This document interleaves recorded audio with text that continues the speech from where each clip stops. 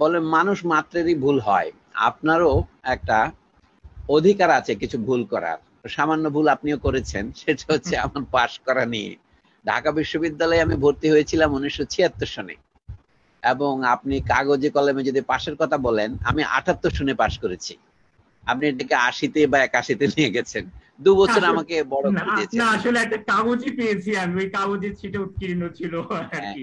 80 আর এটাই বলে 81, কি, হ্যাঁ। গবেষকের হুম, কাজ হচ্ছে কাগজকে বিশ্বাস না করা।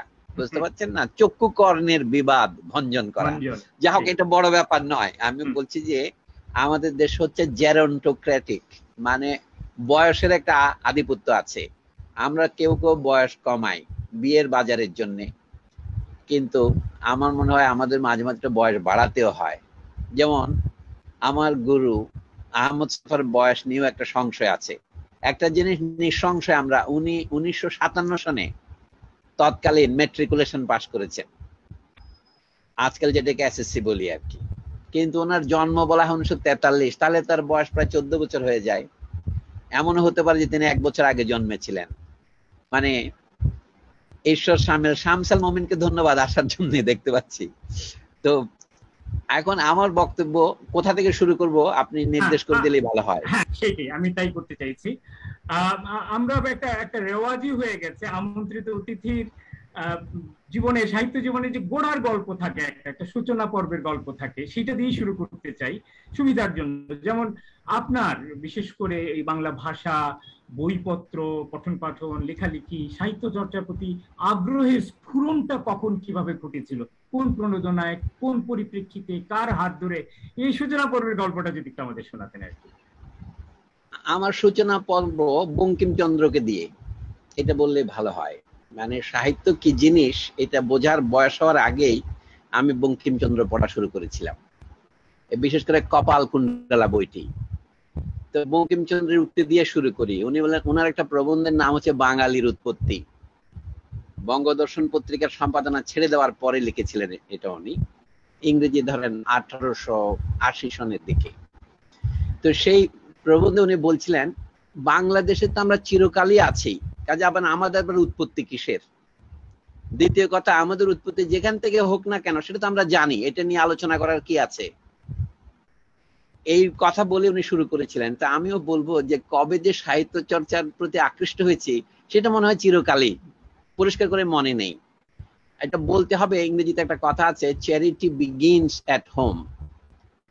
আমাদের শিক্ষা দীক্ষা, চরিত্র গঠন, এটা বাড়িতেই শুরু হয়। আমি সত্যি কথা বলতে গেলে বলবো, আমার সাহিত্য জীবন স্কুলে যাওয়ার আগে বাড়িতে শুরু হয়েছিল। কিভাবে শুরু হয়েছিল সেটা আমার ঠিক মনে নেই, কারণ বাড়িতে নানা রকমের বই ছিল। তার মধ্যে একটা উল্লেখযোগ্য বই হচ্ছে আরব্য রজনী, গদ্যে লেখা, এটা ইংরেজি থেকে অনুবাদ করে অ্যারাবিয়ান নাইটস এর বাংলা। আর একটা ছিল পারস্য উপন্যাস, আর যেহেতু শেক্সপিয়ারের ট্র্যাজেডি, এই জাতীয় বইগুলি আমি প্রাইমারি স্কুলে থাকার সময় পড়েছি আমি এগুলো। মানে আমার সাহিত্যের সাথে সম্পর্কটা বলতে হবে বই পড়ার সূত্রে, এটা বললে ভালো হয়। আর একটা সূত্র বললে আপনি একটা হাসবেন, এর জন্য আমেরিকানরা দায়ী। তখন আমেরিকানরা আমাদের দেশে কমিউনিজমের প্রসার ঠেকাবার জন্য 1960-এর দশকে বস্তা বস্তা আমেরিকান বই ভালো মন্দ অনুবাদ করে চলেছিল, বাংলায় করিয়েছিল। এগুলিকে আমরা বলতাম শের মাপা অনুবাদ। আমাদের দেশের প্রখ্যাত বামপন্থীরা ওই অনুবাদ কর্মে অংশগ্রহণ করেছিলেন, যেমন অধ্যাপক কবির চৌধুরী, একটা নাম দিলেই তো হয়। সে অনুবাদের ভালো মন্দ বিচার করার বয়স আমার হয়নি। তখন ফ্রাঙ্কলিন বুক প্রোগ্রামস, নওরোজ কিতাবিস্তান, খসরোজ কিতাব মহল ইত্যাদির সহায়তায় আমেরিকানরা টাকা দিয়ে এই অনুবাদগুলো করাতেন। অনেক অধ্যাপক এত বেশি অনুবাদ করতেন, কোনোটা নিজের বউয়ের নামে, কতটা নিজের মেয়ের জামাইয়ের নামে অনুবাদ করতেন। আমাদের বড় বড় সাহিত্যিকদের মধ্যে আপনি প্রায় সকলকে পাবেন, ওইগুলি আমি পড়েছি। আমি সব 5 আমেরিকান বই পড়েছি প্রাইমারি স্কুলে থাকতেই। এটা অবিশ্বাস্য মনে হবে আপনার। চুম্বকের কথা, তড়িৎ বিদ্যুৎ, সূর্যি মামার দেশে, এই জাতীয় বই পড়েছি। কাজে বলে কোন ফাঁকে যে আপনি যেখানে সাহিত্য বলেন সেখানে ঢুকে পড়েছি আমিও জানি না। এখানে একটা কথা বলতে হবে আমাকে, বঙ্কিম যখন লেখেন বাঙালির উৎপত্তি, আমি সবিনয় তাকে জিজ্ঞাসা করি, বাঙালি কে? উনি 3-4 রকম উত্তর দিয়েছেন। একটা হচ্ছে কি, যার রক্তে বাঙালি রক্ত প্রবাহিত সেই বাঙালি, আর বলে যে বাংলা ভাষায় কথা বলে সেই বাঙালি। এখন সাঁওতাল, হাঁড়ি, ডোম বাঙালি মুসলমান, যিনি বলছেন এরা যখন বাংলায় কথা বলে তাহলে এদের বাঙালি বলতে হবে, কিন্তু এদের রক্তে এরা বাঙালি নয়, এরা প্রাচীন যারা বেদ পাঠ করতো। যারা উপনিষদ পুরাণের উত্তরাধিকারী তারা কিন্তু নয়। এই জন্য বলছি সাহিত্য কথাটা কিন্তু একটা সীমাহীন কথা স্যার, আপনি যে কি বলতে চাচ্ছেন আমি যদি না বুঝে থাকি। না না, আমরা মোটামুটি ধারণা পেয়েছি আসলে, যেটা পারিবারিক একটা পরিমণ্ডল থেকে বীজটা ঢুকে গিয়েছিল। আমাদের একটু কৌতূহল, আর আমার ব্যক্তিগত চট্টগ্রাম পর্বটা নিয়ে, এটা নিয়ে কিন্তু খুব একটা কথাবার্তা শুনি না আমরা, অনেকে জানেও না হয়তো। চট্টগ্রামে যে আপনি পড়েছেন ক্যান্টনমেন্ট বিদ্যালয় এবং চট্টগ্রাম কলেজ থেকে দিয়েছেন, ওই সময়কার অভিজ্ঞতাটাকে একটু ভাগ করে নিতে পারেন আমাদের জন্য? অবশ্যই বলি। আমি তো জন্মেছিলাম, আপনি বলেছেন সেটা মহেশখালীতে। মহেশখালী হচ্ছে আমার বেড়ে ওঠার এবং পড়াশোনার ভিত্তি। আমি যেটাকে আপনারা বলেন প্রাইমারি স্কুল, সেইটা আমি মহেশখালীতে পড়েছি। আর যেটাকে এখন বলতে পারেন জুনিয়র হাই স্কুল, বাংলাদেশ স্বাধীন হবার আগের পর্বটি আমি মহেশখালীতে পড়াশোনা করেছি। 1970-এ আমি 8ম শ্রেণীতে পড়তাম। 1971-এ কোথাও পড়িনি, এটা মুক্তিযুদ্ধের সময়। তো মুক্তিযুদ্ধের পরের বছর 72-এ আমরা তো 10ম শ্রেণীতে উঠে গেছি। এখন যেমন একটা শব্দ চালু হয়েছে না, অটো পাস।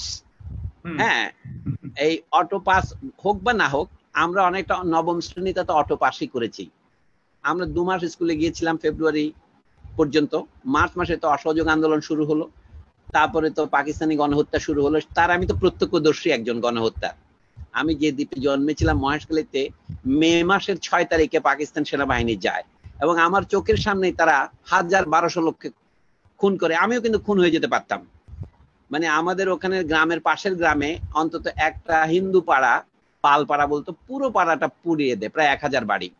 এবং সেই মানুষেরা যখন, এখন তো মুক্তিযুদ্ধ নিয়ে নানা রকম গল্প হয়, যে মহেশখালীতে এই যে শহীদদের এখনো কোনো তালিকা হয়নি, তাদের জন্য একটা বড় আকারের যে মনুমেন্ট গুলো কিছুই করে না হচ্ছে। আমি চোখের সামনে দেখলাম ওই পাকিস্তানিদের গুলির রেঞ্জের ধরেন আধা মাইলের মধ্যে আমিও ছিলাম। পলায়নপর ছিলাম বলা যায়, পাহাড়ের দিকে চলে গিয়েছিলাম বলে প্রাণে বেঁচেছিলাম।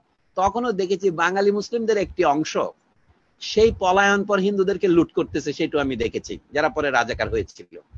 এই কাহিনীগুলো আমার মনে খুব দগদগে স্মৃতি হয়েছিল। তো বাংলাদেশ স্বাধীন হওয়ার পর 72 সনের মাঝামাঝি জুন জুলাই মাসে আমি চট্টগ্রাম চলে আসি। এই হচ্ছে আমার প্রবাস জীবনের শুরু। চট্টগ্রামে যে বিদ্যালয়ে আমি পড়েছিলাম, এটা ঘটনাচক্রে সেনানিবাসের ভিতর। অনেকে মনে করে এটা ক্যাডেট কলেজ টাইপের, কিন্তু এটা ক্যাডেট কলেজ নয়, এটা ছিল সিভিলিয়ান স্কুল। নাম হচ্ছে, ইংরেজিতে বলতো ক্যান্টনমেন্ট হাই স্কুল, বাংলায় বলতো সেনানিবাস উচ্চ বিদ্যালয়। তো ওই বিদ্যালয় ছিল নিম্ন শ্রেণীর যারা সামরিক কর্মকর্তা, মানে JCO, NCO, junior commission officer, নন কমিশন অফিসার, মানে হাবিলদার নজরুল ইসলামের মতো, নায়েব, সিপাহীদের ছেলেমেয়েরা পড়তো। আর বাইরের সিভিলিয়ান লোকরাও পড়তে পারতো বলে আমিও ভর্তি হতে পেরেছিলাম। ওই স্কুলের স্মৃতির আমার খুব ভালো, শিক্ষকরা খুব ভালো ছিলেন। মানে যাকে বলা হয় যত্ন নিয়ে পড়াশোনা করা, ওইটা আমি 9-10 মাস ওখানে পড়াশোনা করেছিলাম 1972 সনে। 73 সনে তো আপনার জানাই আছে, আমরা এসএসসি পরীক্ষা দিলাম এবং পাশ করলাম। পরীক্ষা নিয়ে আমি বেশি কথা বলতে চাই না, এটা আমার জন্য খুব লজ্জা লাগে। যে সমস্ত লোকের জীবনে কোনো কীর্তি থাকে না, তাদের স্কুলের পরীক্ষার ফলাফলে সারা জীবন দেখাইতে হয়, এটা আমার জন্য বড়ই লজ্জার বিষয়। যেটা আমার আর কোনো কৃতিত্ব নাই। লোকে বলে আপনি মেট্রিকে কি পাশ করেছিলেন, ইন্টারমিডিয়েট কি পাশ করলেন, অনেকে গৌরব করে, আমি লজ্জা পাই। না না, সেটা একটু শুনতে চাই, কারণ এটা একটা ইতিহাসের অংশ হয়েছে, আমরা জানি আর কি। না, আমরা এগুলো আলোচনা করতে চাই না। চট্টগ্রাম ক্যান্টনমেন্ট স্কুলের কাছে আমি কৃতজ্ঞ, ওখানকার শিক্ষকরা ভালো ছিলেন। একজনের নাম না বললে অন্যায় হবে, তিনি ছিলেন অধ্যক্ষ, বলতাম আমরা, AKM আব্দুল্লাহ। উনি আমাকে, সেখানে হোস্টেল ছিল না, উনি আমাকে বিশেষ একটা শিক্ষকের কক্ষ বরাদ্দ করেছিলেন থাকার জন্য, এবং ওনার বাসায় থাকা খাওয়ার ব্যবস্থা করেছিলেন। সেই স্মৃতিকথা আমি গত বছর লিখেছি একটা ছোট্ট প্রবন্ধে। তো চট্টগ্রাম উচ্চ বিদ্যালয়ের স্মৃতিটা হচ্ছে আমার সবচেয়ে ভালো। তারপরে চট্টগ্রাম কলেজে এসেছি। চট্টগ্রাম কলেজ তো অনেক বড় কলেজ, কিন্তু এখানে একটা সত্য কথা বলতে হবে, চট্টগ্রাম কলেজ আমি খুব পড়াশোনা করার সুযোগ পাইনি। কারণ হচ্ছে আমাদের দেশের শিক্ষা ব্যবস্থার যে মৌলিক ত্রুটি, সেটা চট্টগ্রাম কলেজে এসে আমি টের পাই। সেটা হচ্ছে শিক্ষকরা হচ্ছে সেখানে বদলির চাকরি করেন, এটা সরকারি কলেজ, এবং কেউ আসতেছেন কেউ যাচ্ছেন, ছাত্রদের সাথে তাদের যে একটা সম্পর্ক হবে সেই সুযোগটা থাকে না। আর ক্লাসগুলি অনেক বড় বড়, এক ক্লাসে 700 ছাত্র, তাকে 7, 8, 10 সেকশনে ভাগ করতে হয়। বিজ্ঞান এবং মানবিক এই দুটাই ছিল চট্টগ্রাম কলেজে। আমাদের দেশে এই যে বিভাজন 9ম শ্রেণী থেকে, যেটাকে বলে, আগে বলতো ভদ্রবিজ্ঞান 19বিংশ শতাব্দীতে, এখন নাম দিয়েছে মানবিক বিভাগ। বাংলা ভাষার যে অবনতি হচ্ছে তার আরেকটা প্রমাণ, আমি সেটা পরে আলোচনা করব। বঙ্কিমচন্দ্রের আমলে হিউম্যানিটিস কে বলা হতো ভদ্রবিদ্যা, কিন্তু পরবর্তীকালের নাম হইলো মানবিক বিভাগ। আর জাহাঙ্গীরনগর বিশ্ববিদ্যালয়ে এতই অধঃপতনে পতিত হয়েছে, সুনীতি কুমার চট্টোপাধ্যায়ের অনুকরণে তারা নাম লিখেছে মানবিকী বিদ্যা, মানে তাদের অনুষদের নাম দিয়েছে। অর্থাৎ বাংলা ভাষা যে লোকে এখন একেবারেই চর্চা করে না এবং নিজেদের অজ্ঞতাকে বাংলা ভাষার উপরে চাপিয়ে দেয়, তার একটা নগদ প্রমাণ বললাম আর কি। তারা লেখে, যেমন আমাদের দেশে লেখে সংস্কৃতি বিষয়ক মন্ত্রণালয়, গণিত বিষয়ক অনুষদ, আবার গণিত না গাণিতিক বিষয়ক অনুষদ, এইসব লেখে। আমি সেই রকম একটা বলি, আমার চট্টগ্রাম বিশ্ববিদ্যালয়ের কাছে আসা যাওয়া করতাম তখন আমি সেনানিবাসে পড়েছি, আমাদেরকে মানবিক বিভাগে নেওয়া হয়েছে। আমি নিয়েছিলাম মানবিক বিভাগ, বিজ্ঞান নেই নাই। এই যে বিভাগটা নবম শ্রেণীতে হওয়া, এটা যে কি পরিমাণ ক্ষতিকর আমি এখন এসে টের পাই। যখন ইতিহাস পড়া দরকার তখন ইতিহাস পড়ছি না, যখন বিজ্ঞানের মৌলিক বিষয়গুলো পরিচয় থাকা দরকার তা পড়ছি না। মানবিক বিভাগের ছেলে মেয়েরা কোনো পদার্থ বিজ্ঞানের কোনো খবরই রাখে না, গণিতের খবরই রাখে না। আমার নিজেরও এই দুর্ভাগ্য হয়েছে। এইটাই বলছি, স্কুল জীবনের স্মৃতি হচ্ছে আমার দুঃসহ স্মৃতি। নবম শ্রেণীতে গ্রুপ বেছে নেওয়া। লোকে আমাকে এখন জিজ্ঞাসা করে, আপনি মানবিক বিভাগে ভর্তি হয়েছিলেন কেন? ভালো ছেলেরা তো সবাই বিজ্ঞান বিভাগে ভর্তি হয়, যেমন আলম খোরশেদ ভর্তি হয়েছিল, আমাকে লোকে বলে। আমি বললাম যে আমি তো ভালো ছাত্র ছিলাম না, আমি তো ভুলে ভর্তি হয়েছি। তো ঘটনাচক্রে পরীক্ষা যখন আমি পাশ করলাম, লোকে মনে করলো যে আমি ভালো ছাত্র, কিন্তু মানবিক বিভাগে কোনো ভালো ছাত্র যায় নাকি? তখন বলতো লোকে, আমার শিক্ষকরা আমাকে মানে হাসাহাসি করতো, তুমি মানবিক বিভাগে ভর্তি হয়েছো কেন, তোমাকে তো ভালো ছাত্র বলে মনে হয়। আমি এটা একটা জাতীয় সমস্যা হিসেবে এখনো তুলে ধরছি। সম্প্রতি শুনলাম বর্তমান শিক্ষামন্ত্রী বলেছেন, আমার অবাক লাগে, গত বাংলাদেশের বুদ্ধিজীবী সমাজের 60 বছর লাগলো, তারা এটা বুঝতে পারলো না। আচ্ছা, তো ঠিক আছে, কাদম্বিনী মরিয়া প্রমাণ করিল সে মরে নাই, আমি এইবার তুলে দেওয়ার সিদ্ধান্ত দিয়ে প্রমাণ করলো এত বছর এটা চালু ছিল। আচ্ছা, বিদ্যালয় মহাবিদ্যালয় পর্ব গেল, এরপর শুরু হলো আপনার উচ্চ শিক্ষা পর্ব, এবং সেটিও কম বিচিত্র এবং বর্ণাঢ্য নয়। আপনি আইন বেছে নিলেন, জানি না সেটাও আরেকটা ভুল করলেন কিনা বা ভুল বসতে হলো কিনা। আইন শিখতে গেলেন, যদি আমার ধারণার পেছনে আপনার সচেতন সিদ্ধান্তই ছিল। আইন পড়লেন, আইন নিয়ে আপনি শিক্ষকতা শুরু করলেন, কিন্তু এরপর যখন মার্কিন দেশে গেলেন আপনার পিএইচডির কাজে, তখন সেটা হয়ে গেল অর্থনীতি, রাজনীতি ইত্যাদি, এবং সেখানেই আপনি পিএইচডিটা করলেন সেই বিষয়টি। এই পর্বটা সম্পর্কে একটু বলতেন, আইন নিয়ে পড়ে অর্থনীতিতে যাওয়া এবং মার্কিন দেশে বামপন্থী বিশ্ববিদ্যালয়ে বামপন্থী অধ্যাপকের অধীনে যে পিএইচডি করলেন আপনি ব্যাংকিং প্রথা ইত্যাদি নিয়ে, এই পর্বটি নিয়ে একটু জানার আগ্রহ রয়েছে, এবং আনুষঙ্গিক অভিজ্ঞতাগুলো অনেকদিন ছিলেন, আপনি ওখানে পড়িয়েছেন এবং অন্যান্য নানা রকম অভিজ্ঞতা আপনার রয়েছে, ওই পর্বটা যদি আমাদের একটু আলোচনা করতেন। না, ধন্যবাদ। আমি বলছি ভদ্রলোকের এক কথা, এইটা তো একটা প্রবাদ বাক্য আছেই। আমাকে আপনি ভদ্রলোক ঠিক মনে করেন কিনা আমি নিশ্চিত না, ধরে নেন আপাতত ভদ্রলোক, আমি একই উত্তর দেব। চট্টগ্রাম উচ্চ বিদ্যালয়ে পড়ার সময় আমি টের পেলাম যে এই যে মানবিক বিভাগে পড়ে আমি ভালো উচ্চতর গণিত শিখতে পারিনি ভালো করে, মানে সেটা আমার পরবর্তী জীবনে লেখাপড়া যথেষ্ট অসুবিধা করেছে। আর আমাদের দেশের হাই স্কুলগুলিতে ভালো ইংরেজি শিক্ষক যেমন নেই, সত্যি করে বলতে গেলে আমার সঠিক উচ্চারণটা কি হবে এটা শেখার উপায় ছিল না, শিক্ষকের অভাব। কারণ আমি যেমন বাঙ্গাল, আমার শিক্ষকেরাও বাঙ্গাল, আমি যে ভুল উচ্চারণ করি তারাও ভুল উচ্চারণ করেন, ভুল মানে নন স্ট্যান্ডার্ড, এই অর্থে বলছি। তো গণিত তো এমন নয় যে একটা ফাউন্ডেশন বাদ দিলে উপরের গণিত পড়া যায় না। আপনি নিজে নিজে সাহিত্য পড়তে পারেন, নিজে নিজে গণিত পড়তে হলে আপনাকে জিনিয়াস হতে হবে। দুনিয়ার সবাই তো জিনিয়াস হবেন, এটা হলো একটা ত্রুটি। আচ্ছা, এখন বলি, আমাদের যে কথাটাকে আমরা লিখি, বিজ্ঞাপন দেখি না পত্রিকায়, উচ্চ শিক্ষার্থে বিদেশ যাত্রা, আগে খুব দেখতাম। ইংল্যান্ডে ব্যারিস্টার হতে গেছেন তিনি, লিখছে উচ্চ শিক্ষার্থে বিদেশ যাত্রা। এখন আমি জানি, আমরা যখন ঢাকা বিশ্ববিদ্যালয়ে আসলাম সেটাকেও গ্রামের দৃষ্টিতে বলা হলো উচ্চ শিক্ষা। শিহাব আমাদের গ্রামের পাঠশালার ছাত্র, সে উপরের শ্রেণীতে উঠিল, তাই গ্রাম ছাড়িয়া শহরে গেল, আমরা পাঠ্য বইতে পড়েছি। এখন গ্রামের জন্য তাহার মন কাঁদে বা প্রাণ কাঁদে। তা আমারও হয়েছে সেই দশা। উচ্চশিক্ষার জন্য ঢাকায় গিয়েছিলাম, গিয়ে দেখি কি এটা তো উচ্চশিক্ষা না, এটা তো পেশাগত শিক্ষা। অর্থাৎ আপনি 12 বছর স্কুল কলেজ পড়ে, এইটাই হচ্ছে বুনিয়াদী শিক্ষা। আমি প্রাথমিক শিক্ষা বললে আপনি হয়তো আহত হবেন, সেই জন্য বলছি এটা জাতিসংঘের ভাষায়, আন্তর্জাতিক মানবাধিকার সনদের ভাষায় এটা হলো প্রাথমিক ও বুনিয়াদী শিক্ষা। ইংরেজিতে বললে বোধ আরো ভালো হয়, আপনি ক্যাডেট কলেজের ছাত্র ছিলেন। এলিমেন্টারি এন্ড ফান্ডামেন্টাল এডুকেশন, এরপরে যখন এটা হচ্ছে প্রফেশনাল এন্ড টেকনিক্যাল এডুকেশন। কিন্তু ভুল করে আমরা, ভুল করে নয় চালাকি করে, অর্থনীতিতে পুরস্কার একটাকে, ব্যাংক অফ সুইডেনের পুরস্কারকে যেমন নোবেল পুরস্কার বলা হয়, এটা একটা জালিয়াতি, এইটাও একটা জালিয়াতি। আমরা যেটাকে উচ্চশিক্ষা বলি, আপনি যে বুয়েটে ভর্তি হয়েছেন, আমি যে আইন বিভাগে ভর্তি হয়েছি, ডক্টর জহিরুল ইসলাম যে মেডিকেল কলেজে ভর্তি হয়েছে, এই সবগুলি হচ্ছে টেকনিক্যাল এন্ড প্রফেশনাল এডুকেশন। অর্থাৎ আমি একটা কিছু হব, এইটার পেছনে আমার একটা কথা মনে পড়ে। এটা হচ্ছে কবিগুরু গেটে জার্মানিতে 19 শতাব্দীর শুরুতে বলেছিলেন, যারা লেখক হতে চায়, কবি হতে চায়, সাহিত্যিক হতে চায়। আমার তো উচ্চাবিলাস জন্মগ্রহণ করেছে মেট্রিক পাস করার আগেই। আপনি তো বলেছিলাম বঙ্কিমচন্দ্রের কপাল কুণ্ডলা পড়ার পর মনে হলো কি আমার এরকম একটা উপন্যাস লিখতে হবে। সেটা আমি এখনো লিখতে পারি নাই, কথায় কথায় বলছি। মানে উচ্চাবিলাস কেমন করে জাগে, দেখে দেখে জাগে। নজরুল রবীন্দ্রনাথের কবিতা পড়ে আমাদের মনে হতো এগুলো আমরা লিখতে পারবো না, কারণ এগুলো আল্লাহর দেওয়া ক্ষমতা, এরকম শুনতাম। পরে দেখলাম কি দু একটা ছন্দ আমিও মিলাইতে পারি।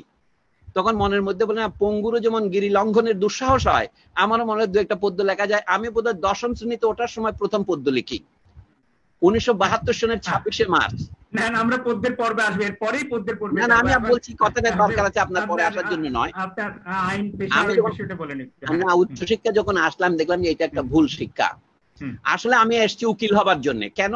ওই যে কবিগুরু গেটের উপদেশ, আমার তো জীবিকার জন্য কিছু একটা থাকতে হবে, শুধু সাহিত্য করে ভাত খাওয়া যাবে না। একটা ভালো কথা গেটে বলেছেন, এবং বঙ্কিম সম্পর্কে একজন বলছেন যে বঙ্কিমচন্দ্র ভাগ্যিস 20 বছর বয়সে কলকাতা বিশ্ববিদ্যালয়ের প্রথম গ্রাজুয়েটদের একজন তিনি। তারপরে তিনি ওই বছরই ডেপুটি ম্যাজিস্ট্রেটের চাকরি পান। প্রায় 30 বছর 35 বছর চাকরি করে তিনি অবসর নেন। একজন বলে কি বঙ্কিমকে বাজে উপন্যাস লিখতে হয়নি, কারণ তার একটা চাকরি ছিল, না হলে তাকে হুমায়ুন আহমদের মতো উপন্যাস লিখতে হতো, হাজার হাজার পচা উপন্যাস লিখতে হতো, তাকে ইমদাদুল হক মিলনের মতো লিখতে হতো। কারণ উপন্যাস লেখাটাই তার একমাত্র পেশা হয়, ভালো মন্দ লিখে তাকে জীবিকা অর্জন করতে হতো। বঙ্কিম সেই অভিশাপ থেকে মুক্ত ছিলেন সরকারি চাকরির কল্যাণে। সেই কথাটা আমাকে প্রভাবিত তখন করেছিল কিনা জানি না, কিন্তু এখন মনে হচ্ছে একটা পেশা থাকা ভালো, শুধু সাহিত্য নির্ভর হলে চলবে না। শুধু সাহিত্য নির্ভর লোকদের আমরা দেখেছি, নজরুল ইসলাম প্রথম শ্রেণীর সুরকার ছিলেন, গীতিকার ছিলেন, তবু তার জীবন জীবিকার দিক থেকে খুব নিরাপদ হয়নি। তার কিন্তু নিরাপদ চাকরি ছিল না, সাংবাদিকতা বরণ করেছিলেন তিনি মুন্সিফের চাকরি না নিয়ে। আমি আহমদ ছফাকে দেখেছি অত্যন্ত ঘনিষ্ঠভাবে, তার জীবন অত্যন্ত ক্লেশের মধ্যে কেটেছে। মৃত্যুর সময় তার বাড়ি ভাড়া 6 মাস বাকি পড়েছিল। এমনকি বিখ্যাত লেখক জাপল স্যার, তার ফোন বিল দেওয়া হয় নাই মৃত্যুর আগে। এগুলো আমি জানি, সেই জন্য আমি কেন যে ল পড়তে এসেছিলাম। কিন্তু এটা ভুল হয়েছে, এটার জন্য একটু ক্ষমা প্রার্থনা করতে হয়। এটা খুবই পরিষ্কার হলো আমার কাছে। যদি আমার একটু ধারণা ছিল যে তখন আমাদের দেশে যারা রাজনীতি করছেন, অন্তত ব্রিটিশ বিরোধী রাজনীতি যারাই করেছেন আর কি, প্রত্যেকেই ছিলেন ব্যবহারজীবী বা উকিল বা ব্যারিস্টার আর কি। আমার ধারণা ছিল আপনি যদি রাজনীতি সচেতন মানুষ, হয়তো ভবিষ্যতে রাজনীতি করার পথ পরিষ্কার করার জন্যই বোধহয় আইন পেশা বেছে নিয়েছিলেন। বাট এটাও একটা খুবই গ্রহণযোগ্য ব্যাখ্যা। এবার আমরা একটু যুক্তরাষ্ট্রে চলে যাই। সেখানকার গিয়ে আপনার অর্থনীতি, বাম রাজনীতি বা বাম প্রগতিশীল অর্থনীতি নিয়ে আপনার পড়াশোনা, গবেষণা, অভিসন্দর্ভ রচনা, এটা সম্পর্কে কিছু বলতেন আমার। সেই অভিজ্ঞতা খুব অনন্য অভিজ্ঞতা আমি জানি আর কি। এখন বলছে মহারাজ ভয়ে বলবো না নির্ভয়ে বলবো, যদি আপনি অনুমতি দেন বলি। আমি যখন ইন্টারমিডিয়েট পাস করি, যেটাকে এইচএসসি বলে, তখনই আমার বন্ধু বান্ধব সবাই আমেরিকা চলে যাচ্ছিল। আমার সঙ্গে যারা ছিল চট্টগ্রাম থেকে অনেকে গেছে একসাথে। তারা ওই যে আমরা কি বলে টোয়েফল পরীক্ষাগুলি দিয়েছিলাম, আমি দেই না, ওরা দিয়েছে, কিন্তু ওরা চলে গেল। তখন আরেকটা লোভনীয় প্রস্তাব আসছিল আমাদের কাছে, সোভিয়েত রাশিয়া অথবা পূর্ব ইউরোপে যাওয়া। ওটা সস্তা ছিল, যারা 70 নম্বর পেয়েছে মেট্রিক ইন্টারমিডিয়েটে তাদেরকে সহজে নিয়ে যেত। আমিও যেহেতু ওই নম্বর অনুবর্তী ছিলাম, আমার পক্ষে দরখাস্ত করাটাই সার ছিল, কিন্তু আমি করিনি। আমার এই যে আপনার এই তথাকথিত সাহিত্য, এটাই ছিল আমার সেই পতনের কারণ। আমি বললাম যদি আমি ঢাকায় বাংলা সাহিত্যের সাথে পরিচিতই না হই, আমার বিদেশ গেলে কিন্তু আমি বাংলার সাথে সম্পূর্ণ বিচ্ছিন্ন হয়ে যাব। এখন বললে এটা রূপকথা বলে মনে হবে, কিন্তু আমি আপাতত আপনাকে অবিশ্বাস স্থগিত রেখে বিশ্বাস করতে বলবো যে আমি মূলত বাংলা সাহিত্যের জন্যই ঢাকায় ছিলাম। তারপরে যখন পাশ করার পর এখন তো পেশার কথা আসলো, টের পেলাম যে আবারও তো ভুল করলাম। হিউম্যানিটিস পড়ে কিন্তু ভুল করি না, এখন মনে হচ্ছে শুদ্ধ করেছি। কারণ ওকালতি পাঠ করে দিলাম কি এই পেশা তো আমার নয়। আপনার বাপের উকিল হতে হবে, অথবা শ্বশুর উকিল হতে হবে, অথবা আপনার অন্য কোনো ধ্রুব নক্ষত্র লাগবে। সেই ধ্রুব নক্ষত্র অনেকে বলে কি মোহাম্মদ আলী জিন্না, মহাত্মা গান্ধী, জওহরলাল নেহেরু, শেরে বাংলা ফজলুল হক, এরা সকলে উকিল ছিলেন।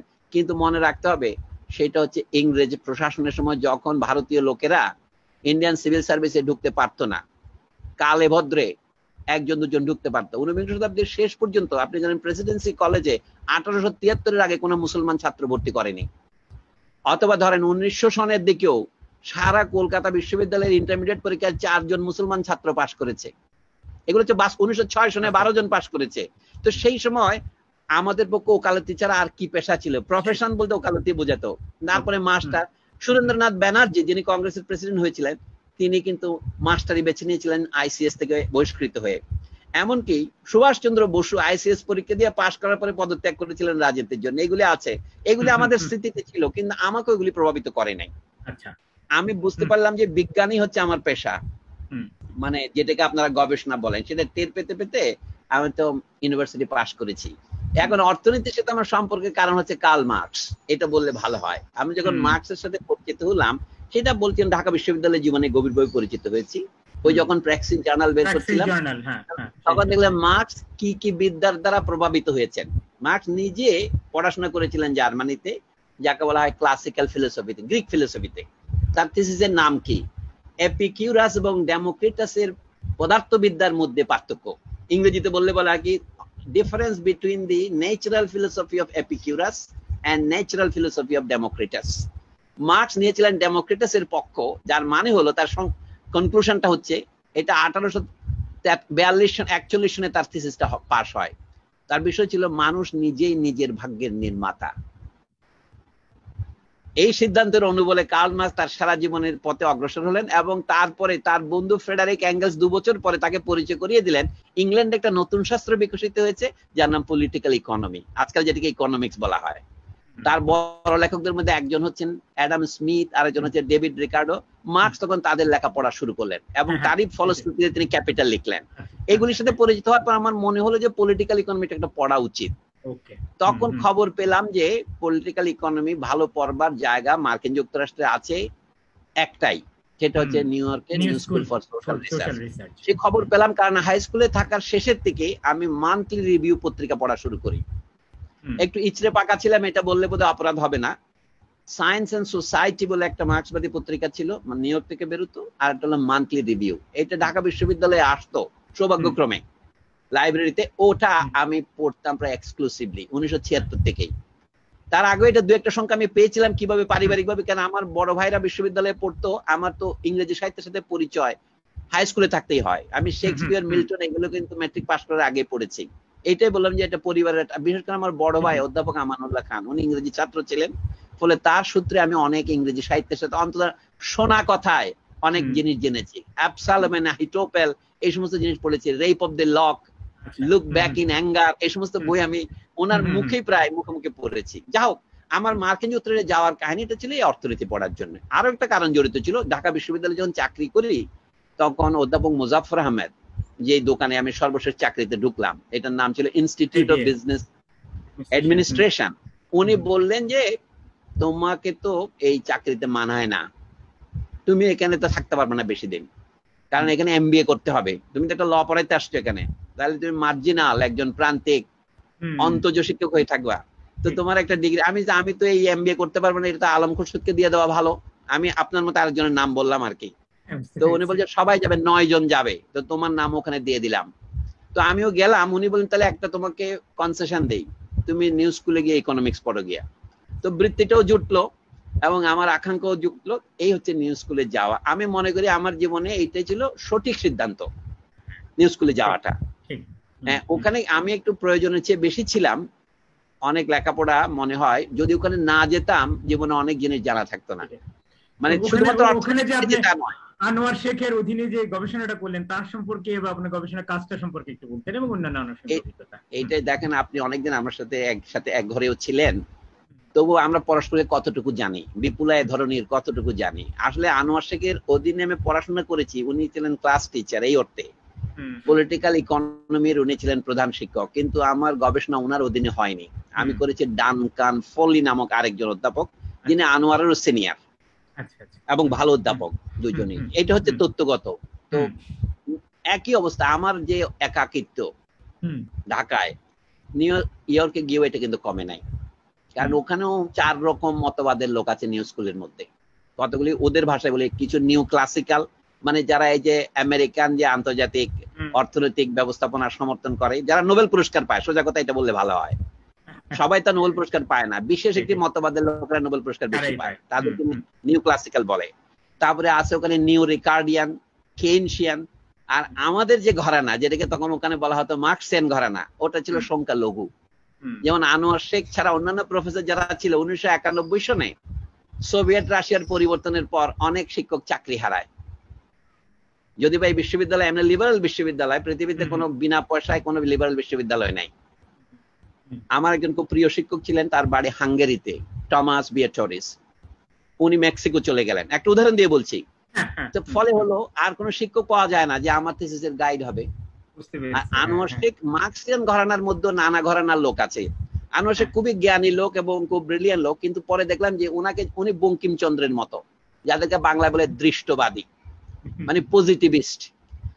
অর্থাৎ অঙ্ক করা যায় এমন বিষয়ের বাইরে ওনার কিন্তু জ্ঞান প্রসারিত হয় না। উনি তো পেশা ইঞ্জিনিয়ার ছিলেন, অ্যারোনটিক্যাল ইঞ্জিনিয়ার, সেখান থেকে ইকোনমিক্সে আসছেন। 1973 সালে উনি পিএইচডি করেন কলাম্বিয়া বিশ্ববিদ্যালয়ে। জ্ঞানী লোক হওয়া সত্ত্বেও আমি দেখলাম কি আমার সাথে কথা বলার মতো জ্ঞান ওনার নাই। কথাটা যদি আমি রূঢ় ভাষায় বলি আর কি। তখন উনি নিজে আমাকে বললেন, সেলিম তুমি আমার সাথে না করে তুমি আরেকজনের সাথে করো, কারণ তোমার সাথে আমি বন্ধুত্বটা রক্ষা করতে চাই। এখন আমাদের বন্ধুত্ব আছে বাই দ্য ওয়ে। তো সেই জন্য আমি যে বিষয়ের উপর করলাম, আমি বললাম ইংল্যান্ডের কেন্দ্রীয় ব্যাংক আসলে তাত্ত্বিক সমস্যাটা হচ্ছে টাকা কি জিনিস। এই যেমন এখন আজকে খবর আছে বাংলাদেশ ব্যাংক, আমাদের অনেকগুলো ব্যাংকে অজস্র তারল্য সংকট দেখা দিয়েছে, মানে তারল্য বেশি হয়েছে। ব্যাংক তাদেরকে বন্ড ইস্যু করে এটা নিয়ে নিবে। এই যে যেটাকে মনিটারি পলিসি বলে, আমি ওখান থেকে শুরু করেছিলাম। ব্যাংক অফ ইংল্যান্ড 19 শতাব্দীতে কি করে মনিটারি পলিসি নিয়ন্ত্রণ করেছে। সারা পৃথিবীর মুদ্রা ছিল ইংল্যান্ডের পাউন্ড স্টার্লিং। তখন ভারতের যে উদ্বৃত্ত হতো সেইটা ওখানেই জমা থাকতো, এবং সেইটার জন্য তারা সারা পৃথিবীকে তাদের এই টাকা against A bill of exchange বা হুন্ডি ইস্যু করে তারা সারা পৃথিবীর বাণিজ্য করতো। অর্থাৎ তাদের নিজেদের টাকা না হলেও চলতো। এখন অনেকদিন আমেরিকান ডলার এই সুবিধাটা পেয়েছে দ্বিতীয় মহাযুদ্ধের পর থেকে 1971 পর্যন্ত, নিক্সন আমল পর্যন্ত। তারপরে পৃথিবী চলে গেল ফ্লোটিং এক্সচেঞ্জে। এবং অনেকে বলে ইরাকে যে আমেরিকানরা আক্রমণ করলো তার একটা অন্যতম কারণ ইরাকের যে পেট্রোলিয়াম আয়াতজাত রিজার্ভ টাকা সে তখন রুবলে পরিবর্তন করতে চেয়েছিল। এটা এখন চীনারা চেষ্টা করতেছে রিংমিংয়ে নিয়ে যেতে। এই সব তো আমার গবেষণার বিষয় ছিল এগুলি। আমার মনে আছে আপনি খুব যত্ন করে আমাকে এক্সচেঞ্জ রেট জিনিসটা কি সেটা খুব বুঝিয়েছিলেন আমাকে, তার প্রভাব ইত্যাদি নিয়ে আর কি খুব মনে আছে। না ওইটা ছিল আমার প্রথম সূত্রপাত, কিন্তু পরে আমি লিখেছি অ্যাকচুয়ালি ব্যাংক অফ ইংল্যান্ডের 80 বছর 3 যুগ নিয়ে। 1793 ফরাসি বিপ্লবের পর ইংল্যান্ডে একটা বড় আকারের এই মুদ্রা সংকট দেখা দেয়, যেটা গোল্ড স্ট্যান্ডার্ড বলে। সকলে আসলে একসাথে ক্যাশ টাকা দাবি করে। আপনি সবাইকে দিচ্ছেন কাগজের টাকা, গোল্ডটা রেখে। সবাই যদি আসিয়া কাগজের টাকা দিয়ে ওই গোল্ড দাবি করে, আপনি সবাইকে একসাথে দিতে পারবেন না।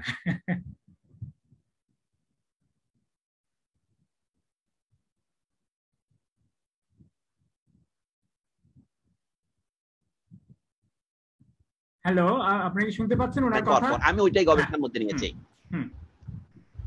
আমার মনে হয় এটা টেকনিক্যাল বিষয়। এখানে যে আমাদের শ্রোতৃ মণ্ডলী তাদের প্রতি সম্মান রেখে এটা আমাদের ছোট করা উচিত। ঠিক আছে, ঠিক আছে। আমি শুধু জাস্ট জানতে চাচ্ছি ওটা কি গ্রন্থাকারে বেরোনোর কোনো প্রস্তাব বা কোনো প্রকল্প আছে আপনার হাতে বা বেরিয়ে? না, এটা এখনো প্রকাশিত হয়নি। এটা এখনো প্রকাশিত হয় না, যেহেতু আমি এটা প্রকাশ করার 4 দিনের মধ্যে এই দেশে ফিরেছিলাম।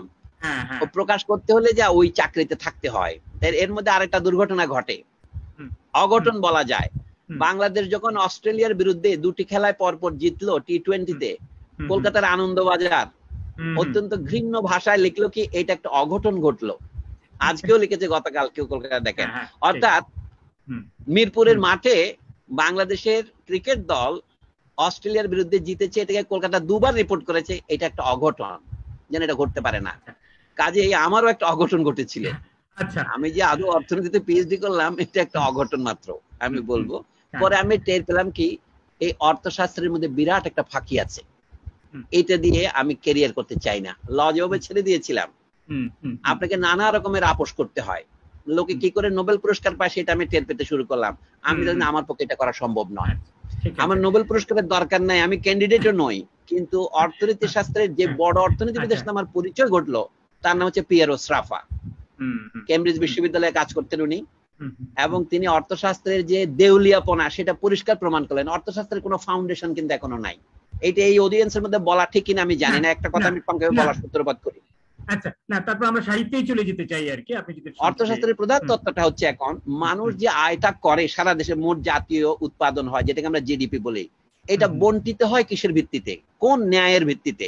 ন্যায় মানে এখানে লজিক এন্ড জাস্টিস দুটোই বলা হচ্ছে, যে যার ভূমিকায় অভিনয় করবে, যে যার প্রাপ্য পাবে।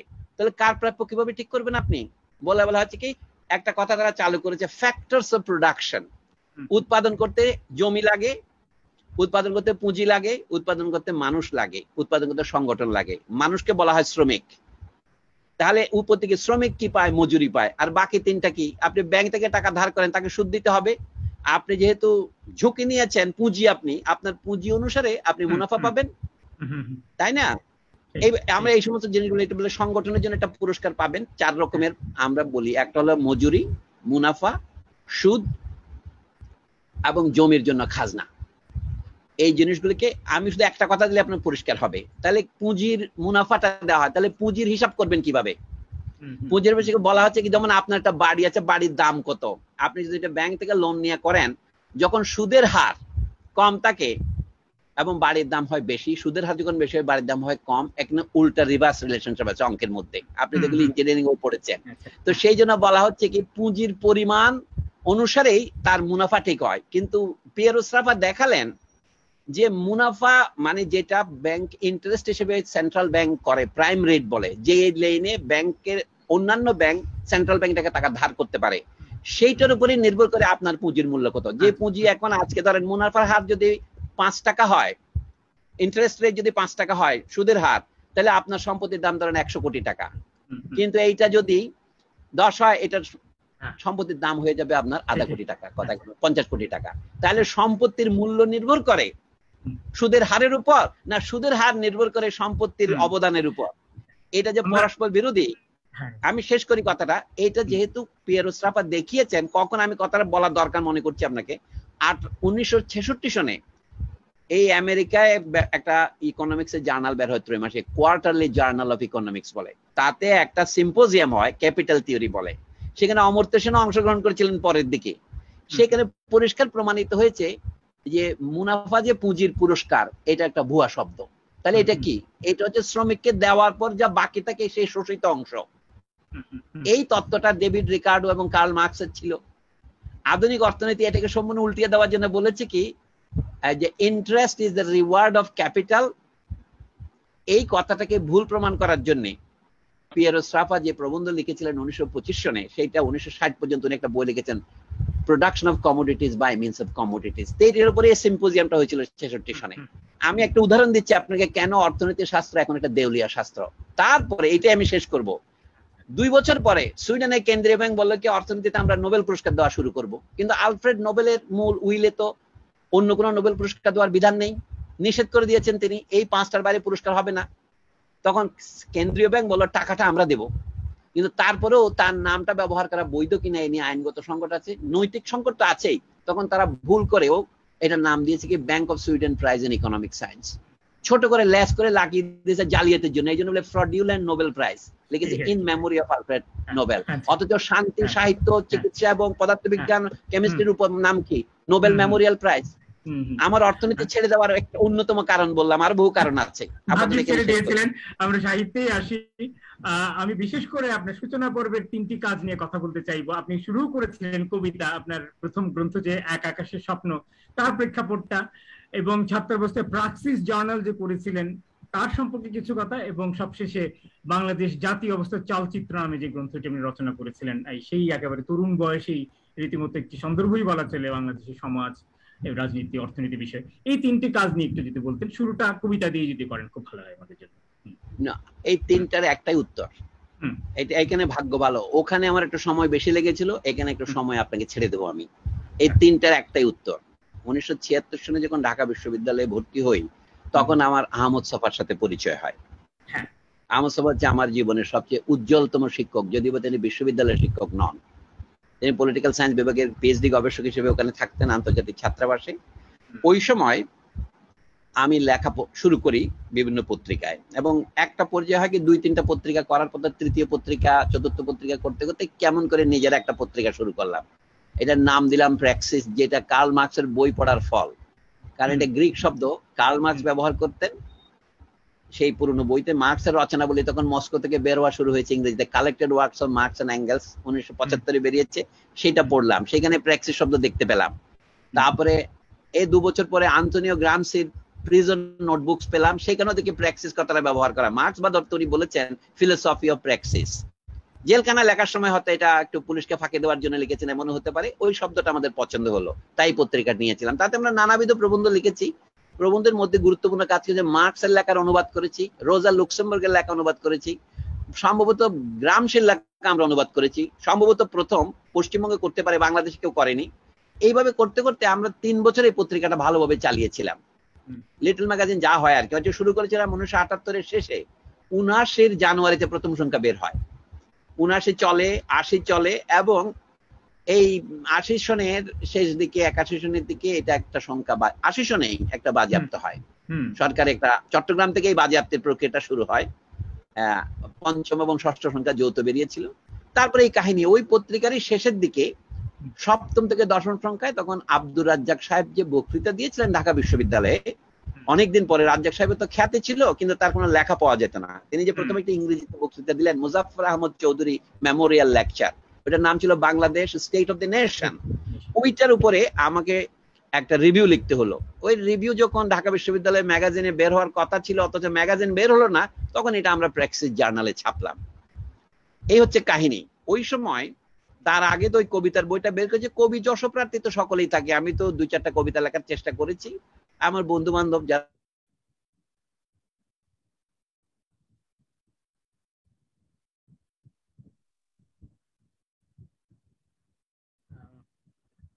খান ভাইয়ের আমার মনে হয় সমস্যা হচ্ছে নেটে, তিনি একটু ফ্রোজ হয়ে গেছেন। আতিক, তুমি কি হেল্প করবে ওনাকে? একটু ফোন করে কি জানার চেষ্টা করবে কি সমস্যা হচ্ছে ওনার? আতিক, আমাকে শুনতে পাচ্ছ? আতিক? জি আলম ভাই, শুনতে পাচ্ছি। হ্যাঁ, কি করা যায় এখন বলো তো? উনি যে স্থির হয়ে গেছে, নাকি ফোন করে কোনো বুদ্ধি পরামর্শ দেওয়া যায়? আমি ওদিকে দেখছি, আমি একটু দেখো, একটু দেখো আর কি। হ্যাঁ, তো আপনারা যারা আছেন এখানে অপেক্ষমান, তাদের উদ্দেশ্যে একটি কথা বলি, আমরা এই অনুষ্ঠানটা পুরোপুরি একপাক্ষিক রাখবো না। এই শেষেই আমাদের মোটামুটি আলোচনার প্রথম পর্বটা শেষ হলে আমরা কিন্তু একটা মুক্ত আলোচনায় চলে যাব। আমরা খুব চাইবো আপনারা অংশগ্রহণ করবেন এই আলোচনায়। এটাতে আপনারা যে কোনো প্রশ্ন করতে পারেন, তাকে আশা করি তিনি ফিরে আসবেন অচিরেই, বা আপনাদের কোনো সংযোজনী বক্তব্য থাকলে, মন্তব্য থাকলে সেটিও করতে পারবেন, বা সেফ কোনো অনুভূতিও প্রকাশ করতে পারবেন, সেই সুযোগটা আমরা আপনাদেরকে দেব। সবাই যদি সরাসরি কথা না বলে করতে চান, তাহলে এখানে চ্যাট বক্সে চাইলে ছোট্ট করে মন্তব্য বা প্রশ্ন লিখেও আমার কাছে পাঠাতে পারেন, আমি সেটা তার কাছে উপস্থাপন করবো আর কি। আমি কি এসেছি আলম খোরশেদ? আমি তো ডিসকানেক্টেড হয়ে গেছিলাম। হ্যাঁ, সেইটাই আমি বুঝতে পেরেছি, আমি টের পাইনি। আপনার কেউ বলেন তাহলে, আমি কি শেষ করব বাকি অংশ? না না না, ওইটা একটু শুনি একটু, ওই জায়গাটা কবিতা এবং তারপরে ওই জাতীয় অবস্থা চালচিত্রে আপনার থিসিস। না, জাতীয় অবস্থা চালচিত্র প্রকাশনাটা হচ্ছে আমার প্রথম উল্লেখযোগ্য প্রকাশনা, মানে যেটা নিয়ে মানুষ আলোচনা শুরু করেছে আর কি, এটাই বলতে চাচ্ছি আপনাকে। আমি দেখলাম কি ঢাকা বিশ্ববিদ্যালয়ের সবাই আমার উপর খেপে গেল, বিশেষ করে আহমদ সফা খেপে গেলেন। উনি বলে যে আব্দুর রাজ্জাকের উপর নিন্দা করে তুমি বই লিখেছো কেন? তা আমি যখন এটা আহমদ সফাকে দিতে গেলাম, তিনি বইটা নিলেন না, ফেরত দিয়ে দিলেন। যে আগে তিনি কথা শুনেছি, কারণ তার একটা অংশ তো পত্রিকায় বেরিয়েছে, প্রথম অংশটা।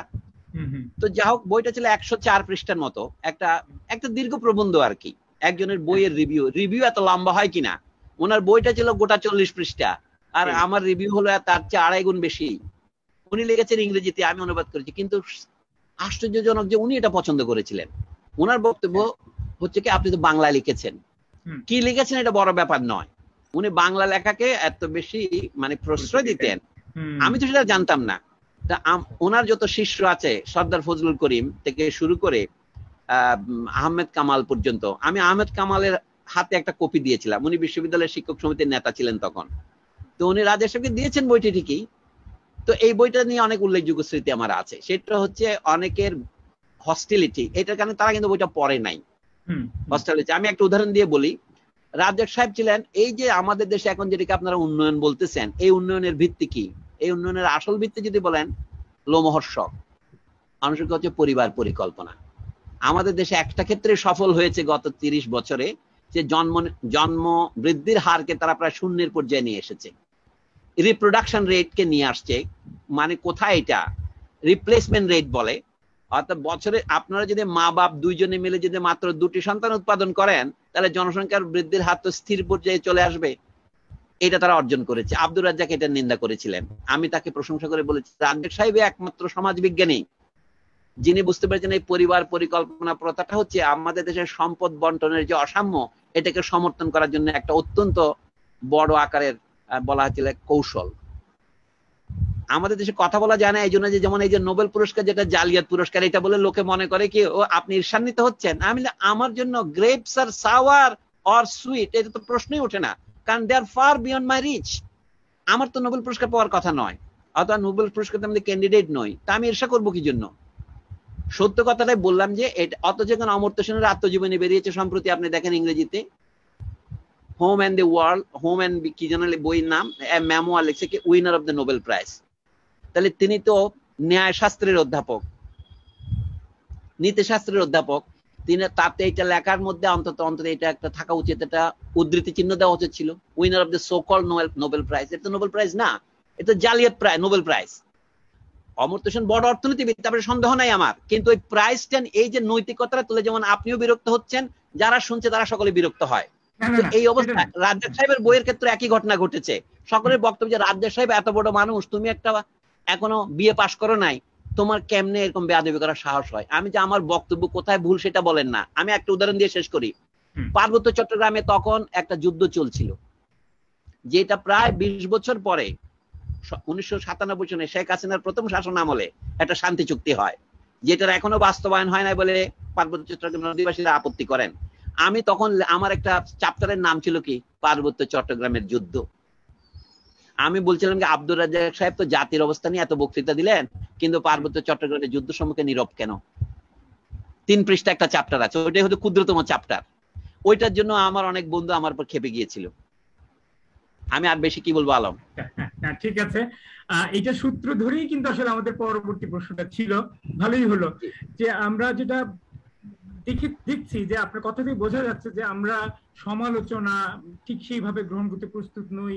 আমাদের যে চিন্তাশীলতা, প্রশ্নশীলতা, প্রশ্ন করার সংস্কৃতি ওইভাবে গড়ে ওঠেনি, বা একটা বিশ্লেষণাত্মক মননশীল সবকিছুকে ঘিরে একটা ব্যাখ্যামূলক অবস্থান, সেটা কারো পক্ষে যেতে পারে, বিপক্ষে যেতে পারে। এই যে একটা বৌদ্ধিক চর্চা, ওই জায়গাটার ঘাটতি বোধহয় তখনও ছিল, এখনো বোধহয় রয়ে গেছে, যে কারণে আমরা এই ধরনের আলোচনা, পুস্তক সমালোচনা, ব্যাখ্যামূলক রচনা, বিতর্ক, এক ধরনের সাহিত্যিক বিতর্ক, বৌদ্ধিক বিতর্ক, এই জিনিসগুলো দেখি না।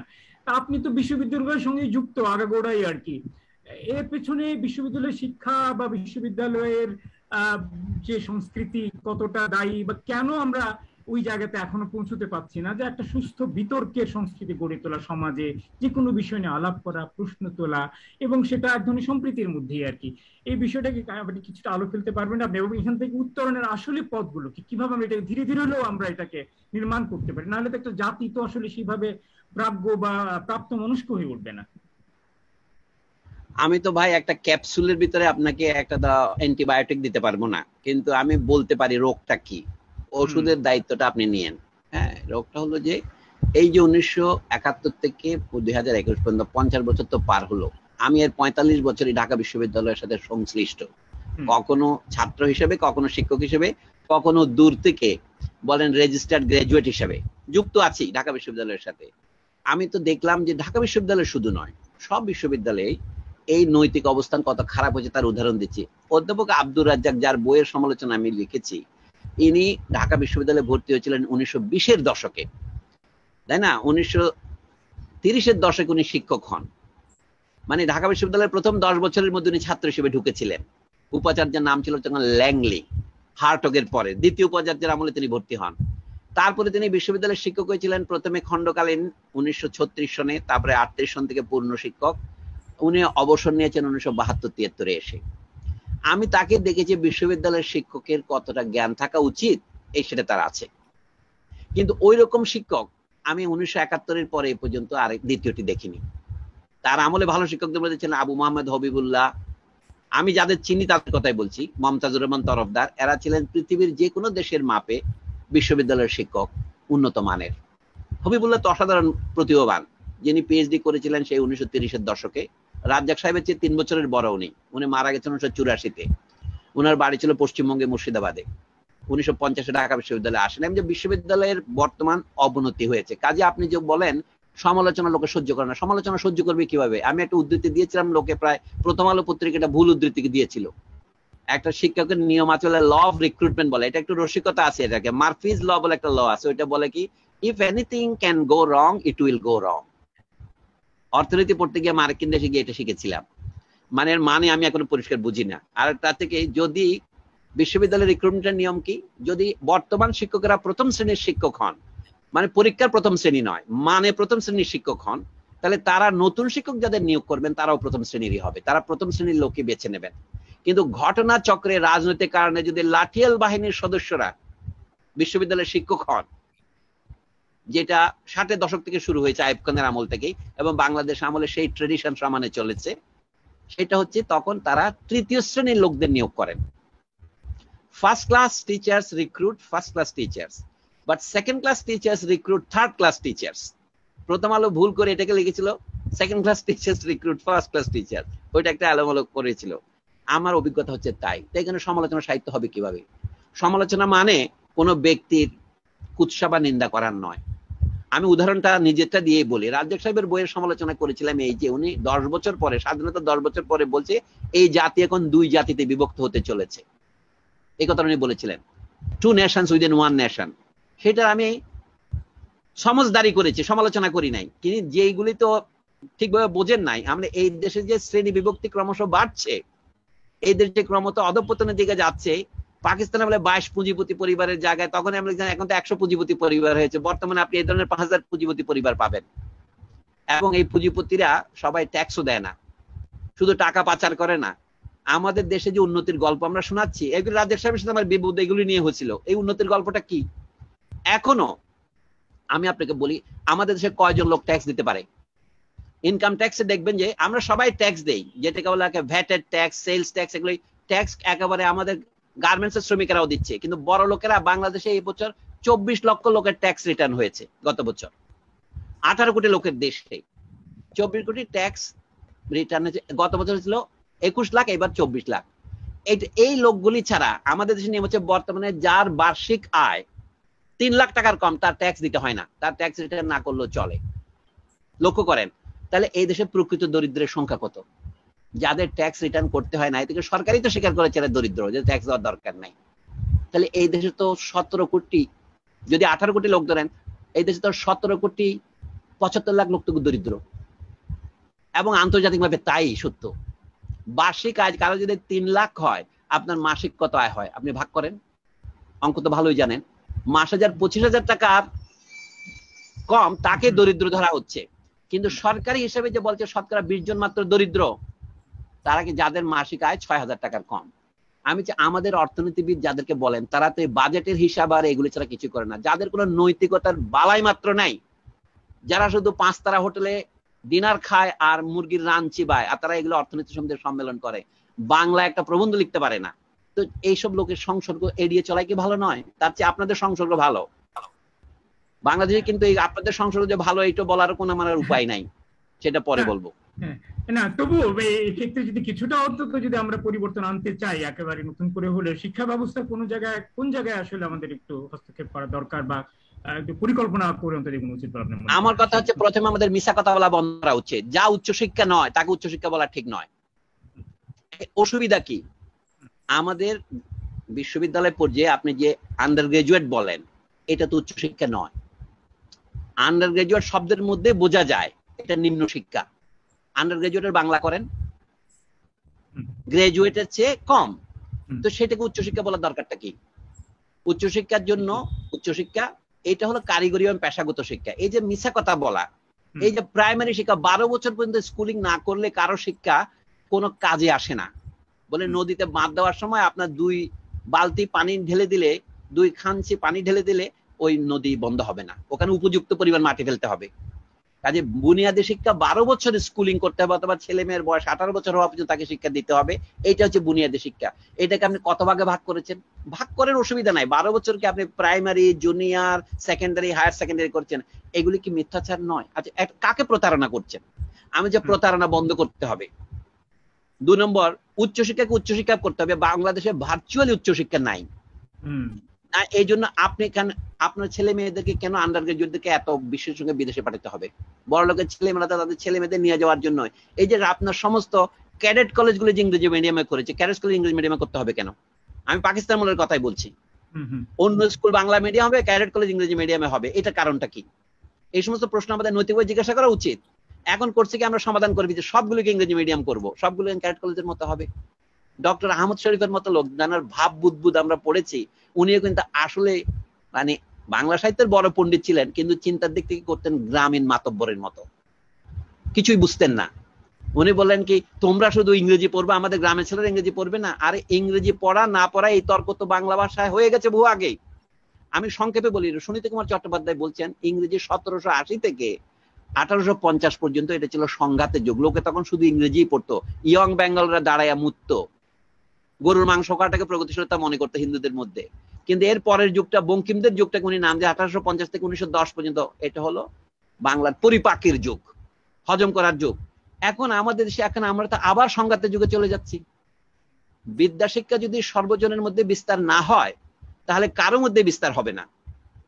ইংরেজি বা ফরাসি বা জার্মান বা রুশ অথবা জাপানি, চীনা আপনি শেখেন, এটা তো বিশেষ বিদ্যা, কিন্তু সর্বজনের শিক্ষার মাধ্যম করতে হবে না। একটা উদাহরণ দিলাম, আপনি ফ্রান্সের লোকেরা তো ইংরেজি মিডিয়ামে পড়ে না, কিন্তু ফ্রান্সের কোন লোকের ইংল্যান্ডে গিয়ে পড়তে বা আমেরিকা গিয়ে পড়তে অসুবিধা হয়?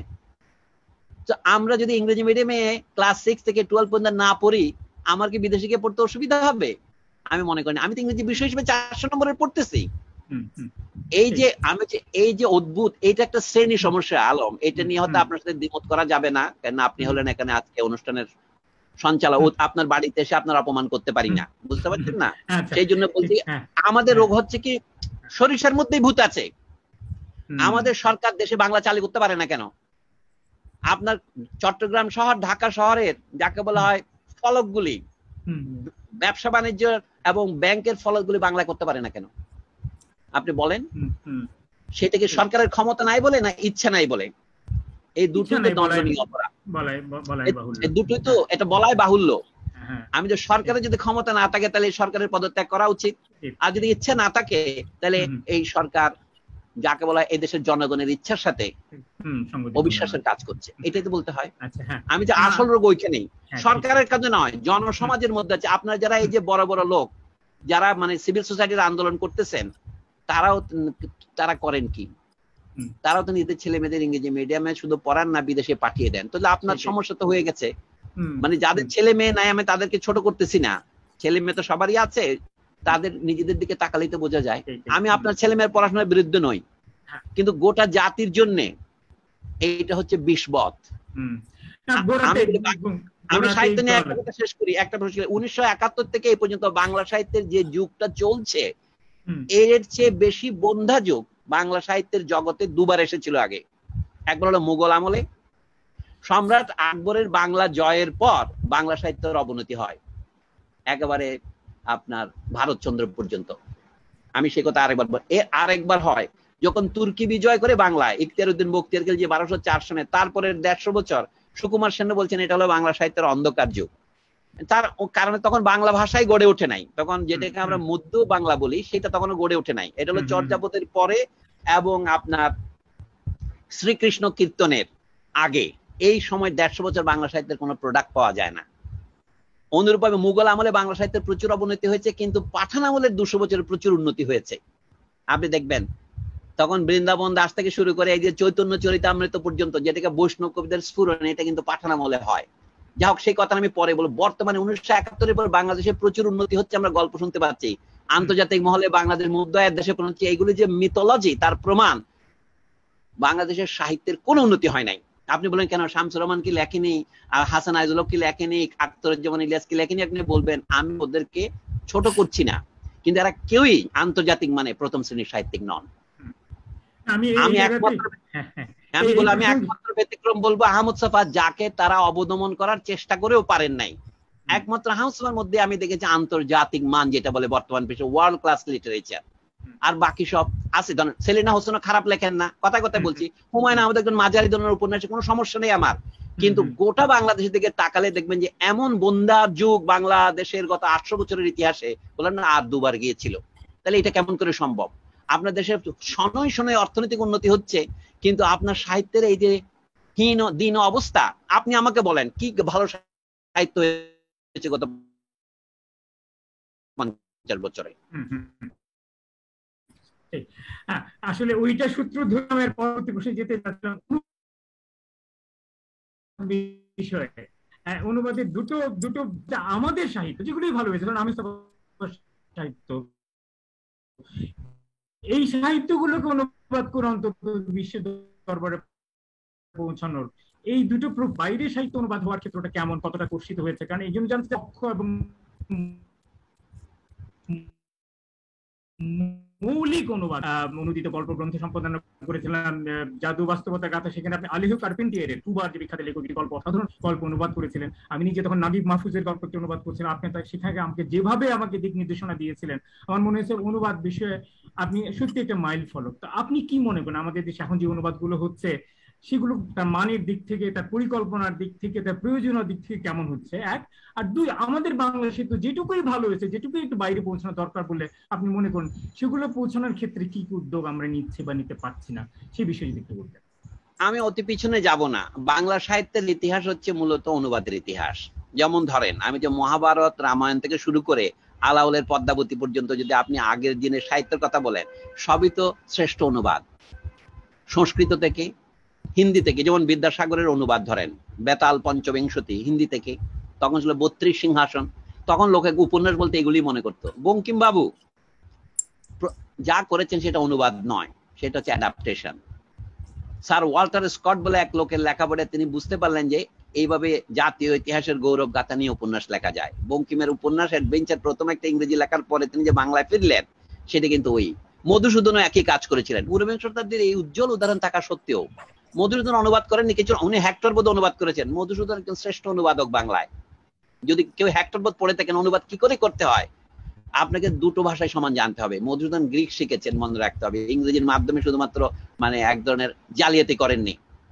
এই হচ্ছে খাঁটি লোক, যে 12-13টি ইউরোপীয় ভাষা লিখেছেন, তিনি সনিট ইটালিয়ান ভাষা লিখতে পারতেন। এটা জিনিয়াস। বঙ্কিমচন্দ্র কম জানতেন না, তিনি খুব ভালো করে সংস্কৃত শেখেন নাই। বঙ্কিমচন্দ্র সম্পর্কে রাজেন্দ্রলাল মিত্রের সার্টিফিকেট আমি আওড়াচ্ছি যে বঙ্কিম সংস্কৃত জানতেন না। যেমন রবীন্দ্রনাথকে আমরা সব বিষয় তো প্রভু মানি, রবীন্দ্রনাথ কিন্তু সংস্কৃত জানতেন না, কিন্তু ভানটা ঠিকই করতেন। বঙ্কিম এই ভানটা করেছেন। ভান এক জিনিস নয়, জানতে হবে। মধুসূদন জানতেন, রামমোহন জানতেন। আমি যদি এই দুইটা উদাহরণ ধরি, রামমোহন প্রচুর অনুবাদ করেছেন সংস্কৃত থেকে, এবং তারপরে প্রচুর লেখা সংস্কৃত থেকে ইংরেজিতে অনুবাদ করেছেন। এই যাকে বলে জিনিয়াস, এরকম লোক আর হলো না। তাও না হোক, আমাদের কালে যারা অনুবাদ করেছেন তাদের প্রশংসা করে আমি বলবো, এখন অধিকাংশ অনুবাদকই কোনো ভাষাতেই ভালো দক্ষ নন। আমি ধরেন আপনার চট্টগ্রামে এক লোক আছে, জিএস হাবিব নামে লেখে, তার নাম গোলাম হোসেন হাবিব। তা আমি বলছি আপনি জিএস হাবিব নামে লেখেন কেন? তিনি আমার বন্ধু বলে আমি বলছি, তার অধিকারে আর কি। কারণ এই যে ইনফিরিয়রিটি কমপ্লেক্স, গোলাম শব্দটা তার পছন্দ হয় না। মা বাপ তো গোলাম লিখেছে, সেটাকে জিএস হাবিব বানাবে। সেই যখন অনুবাদ করে দেখেন সব বইয়ের নাম ইংরেজি নাম রাখে। ওয়ার এন্ড পিস কথাটাতে ইংরেজিতে টলস্টয় লেখেন নাই, সেটা ইংরেজিতে ওয়ার এন্ড পিস হয়েছে। সেটাকে প্রথমে অনুবাদ হয়েছে বাংলায় সমর ও শান্তি, যুদ্ধ ও শান্তি। এখন অনেকে বাজারে দেখবেন আপনি ওয়ার এন্ড পিস অনুবাদ করছে। এই জালিয়াতি কেন করবে? এই যে গেটে সমগ্র বলে বই বেরোচ্ছে, শেক্সপিয়ার সমগ্র বেরোচ্ছে, কিন্তু শেক্সপিয়ারের কিছুই নাই। মানে আধুনিক বাংলা সাহিত্যের যারা কান্ডারি, আমাদের এখানে ব্যবসায়ী, পশ্চিমবঙ্গের কথা বলছি, পশ্চিমবঙ্গ হচ্ছে বেশি কলোনিয়াল শহর, ইংরেজদের তৈরি করা শহর, কলকাতা। তাদের রাস্তার নাম দেখেন লেনিন সরণি, তাতে কি সন্তুষ্ট? শেক্সপিয়ার সরণি খুব ভালো, কিন্তু শেক্সপিয়ার রচনাবলিতে অনুবাদ করতে পারে না এই গর্দবেরা। এবং যা অনুবাদের নামে যা করেছে ও তো কিছুই বোঝে না, সে না জানে ইংরেজি, না জানে বাংলা। এই হচ্ছে বর্তমান অবস্থা। আপনি যাদেরকে ভালো অনুবাদক বলে, যেমন মানবেন্দ্র বন্দ্যোপাধ্যায় বলে এক লোক মারা গেছেন, জীবিত থাকলে আমি বলতাম এগুলি কি অনুবাদ হয়েছে? এগুলি তো উনি হয়তো চেক ভাষা থেকে করেছেন, বললেন দুনিয়ার কেন ভাষা না যে তিনি জানেন না, কিন্তু বাংলাটা তো শেখেন নাই। ও বইকে পড়া যায়। যেমন ধরেন তিনি এম.এ. সেজারের দেশে ফেরার খাতা অনুবাদ করেছেন আরেকজনের সাথে, দেবলীনা ঘোষের সাথে মিলে। ও আমি পড়েছি। এখন তো আমি একটু একটু ফরাসি ভাষা পড়া শিখেছি, আমি দেখছি ও তো কিছুই হয় না, তো ফরাসি কিছু জানে না। এইরকম স্প্যানিশ থেকে অনুবাদ করার নামে যারা শুনতে এখানে মস্করা করতেছে, আমি বলছি যে কি আপনার স্প্যানিশ শেখা ভালো, কিন্তু সবচেয়ে বেশি ভালো বাংলা ভাষাটা শেখা। যে লোক বাংলা জানে না, বাংলা সিনট্যাক্স শেখে নাই, সে অনুবাদ করলে এটা পড়া যাবে কিভাবে?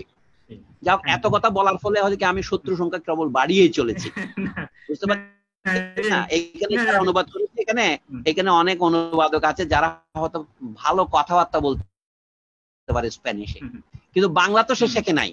সমস্যা হচ্ছে এখানে। এখন এটা ব্যক্তির কাজ নয়। বাংলা একাডেমির মতো প্রতিষ্ঠান আমাদের দেশে থাকা উচিত ছিল যদি তার একটা সংঘবদ্ধ প্রয়াস থাকতো। এখন কিছু কিছু বাংলা বই ইংরেজিতে অনুবাদ হচ্ছে, যেমন ধরেন ইংরেজরা নিজের উদ্যোগই করছেন, বঙ্কিম রচনাবলী প্রায় ইংরেজিতে অনুবাদ হয়ে গেছে দেখেন, এবং এগুলি যেহেতু ইংরেজরা বাংলা শিখেই করতেছে, বেশ ভালো অনুবাদ হয়েছে। আমি বেশ কয়েকটা পড়েছি। এমন কিন্তু ধরেন কল্পনা বর্ধন অনুবাদ করেছে তিতাস একটি নদীর নাম, অদ্বৈত মূল্য মহাশ্বেতা দেবী হাসানের গল্প করেছেন তিনি। মহাশ্বেতা দেবী তো ভালো জানেন যে তার বাংলা পড়লে আমার করুণা হয়। অবিনির্মাণ ইত্যাদি আজেবাজ অনুবাদ করেন। অর্থাৎ আমার জন্ম চক্রবর্তী পরিবারে, আমি কলকাতায় জন্মেছি, সুতরাং আমি উত্তরাধিকার সূত্রে বাংলা লিখতে পারবো। আমি মনে করি এটা একটা ভুল অনুমান। বাংলাও শিখতে হবে। এই বাংলা শেখার পথে প্রথম পদক্ষেপ নিয়েছিলেন রামমোহন রায়, ঈশ্বরচন্দ্র বিদ্যাসাগর, তারপরে প্যারীচাঁদ মিত্র ওরফে টেকচাঁদ ঠাকুর, আরো অনেক, কালীপ্রসন্ন সিংহ, বঙ্কিমচন্দ্র তারপরে আসছে। বঙ্কিমচন্দ্র আসমান থেকে পড়েন নাই, বুঝতে পারছেন না? কিন্তু সেই রকম সাহিত্যিক এখন তো আর দেখতে পাই না আমি। যারা আছে আমাদের অনেক মেধাবী লোক ছিলেন, কিন্তু তারা দ্বিতীয় শ্রেণীর মেধাবী লোক। আমার শিক্ষকদের মধ্যে অনেকেই ছিলেন, মানে তারা কেউ কেউ অনুবাদ যে করেন নাই তা নয়। যেমন কিছু না বুঝা হুমায়ুন আজাদ অনুবাদ করেছেন শিল্পের বিমানবিকীকরণ অন্যান্য, এগুলো তো কষ্টকল্পিত বাংলা। মানে বুদ্ধদেব বসুর একটা খারাপ প্রভাব পড়েছে বাংলা সাহিত্যে। আপনি লক্ষ্য করছেন বুদ্ধদেব বসু ঢাকা বিশ্ববিদ্যালয়ের সবচেয়ে মেধাবী ছাত্রদের একজন বলে এখনো পরিকীর্তিত, কিন্তু কলকাতা বিশ্ববিদ্যালয় তাকে চাকরি দেয় নাই কেন? কলকাতা সারা জীবন তাকে কলেজের অধ্যাপনা করে কাটাইতে হয়েছে। বুড়া বয়সে তিনি শিকাগোতে চাকরি পাইছেন, কিন্তু কলকাতা বিশ্ববিদ্যালয়ে চাকরি পান নাই। আমি বুদ্ধদেব বসু একজন ভালো অনুবাদক হতে পারতেন, কিন্তু অনুবাদে এত ফাঁকি কেন? এত ইংরেজি সাহিত্যের ভালো ছাত্র, তিনি কেন কষ্ট করে ফরাসি ভাষাটা শেখার মতো কোনো উদ্যোগ নেই? নাই, কলকাতায় তো ফরাসি ভাষা শেখার উদ্যোগ ছিল। এতে একটা অন্যতম ভালো কবিতার বই হয়েছে, শাল বদলে তার কবিতা। এটা বুদ্ধদেব বসুর কবিতা হিসেবে অত্যন্ত এনজয়েবল, কিছু বোঝেন নাই উনি, আমি বুঝতে পারছি। এবং আরেকটা লোক অনুবাদ করছে সম্প্রতি দেখলাম, কি পাল যেন, এই যে বদলেয়ারের নাম দিয়েছে রবীন্দ্রনাথ ঠাকুরের লিপিকার অনুসরণে, শাল বদলেয়ারের লিপিকা স্প্লিন্দো প্যারির ঘটনাচক্র। ওই বইটা আমাকে পুনরনুবাদ করতে হয়েছে বলে আমি টের পেয়েছি। এটা অদ্ভুত জিনিস। ফরাসি জানলে হবে না, বাংলা জানতে হবে। তাহলে বাংলা জানা কাকে বলে? আমাদের অনুবাদের কোনো স্কুল নাই।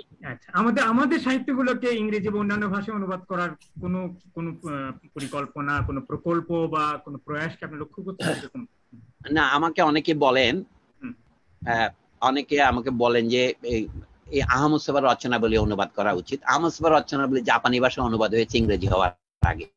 দেখেন, মানে পুষ্পবৃক্ষ বিহঙ্গ পুরাণ একজন জাপানি ভদ্রলোক যিনি বাংলা জানেন, যিনি পাকিস্তান আমলে পাকিস্তানের জাপানের কনসাল জেনারেল ছিলেন করাচিতে, তিনি তখন পূর্ব পাকিস্তানে এসে বাংলা শিখেছিলেন। জাপানিদের আপনি দেখেন রিগোরাসনেসটা কত, এটা উনি অনুবাদ করেছেন। এটা কেনজাবুরো ও এটার ভূমিকা লিখেছেন। ওই বইয়ের কপি আমি দেখেছি, আমি তো জাপানি পড়তে পারি না, বুঝতে পারছেন না? এখন আমার হাতে কপি নাই, কিন্তু মেরি ফ্রান্সিস ডানামের বাসায় কপি আছে।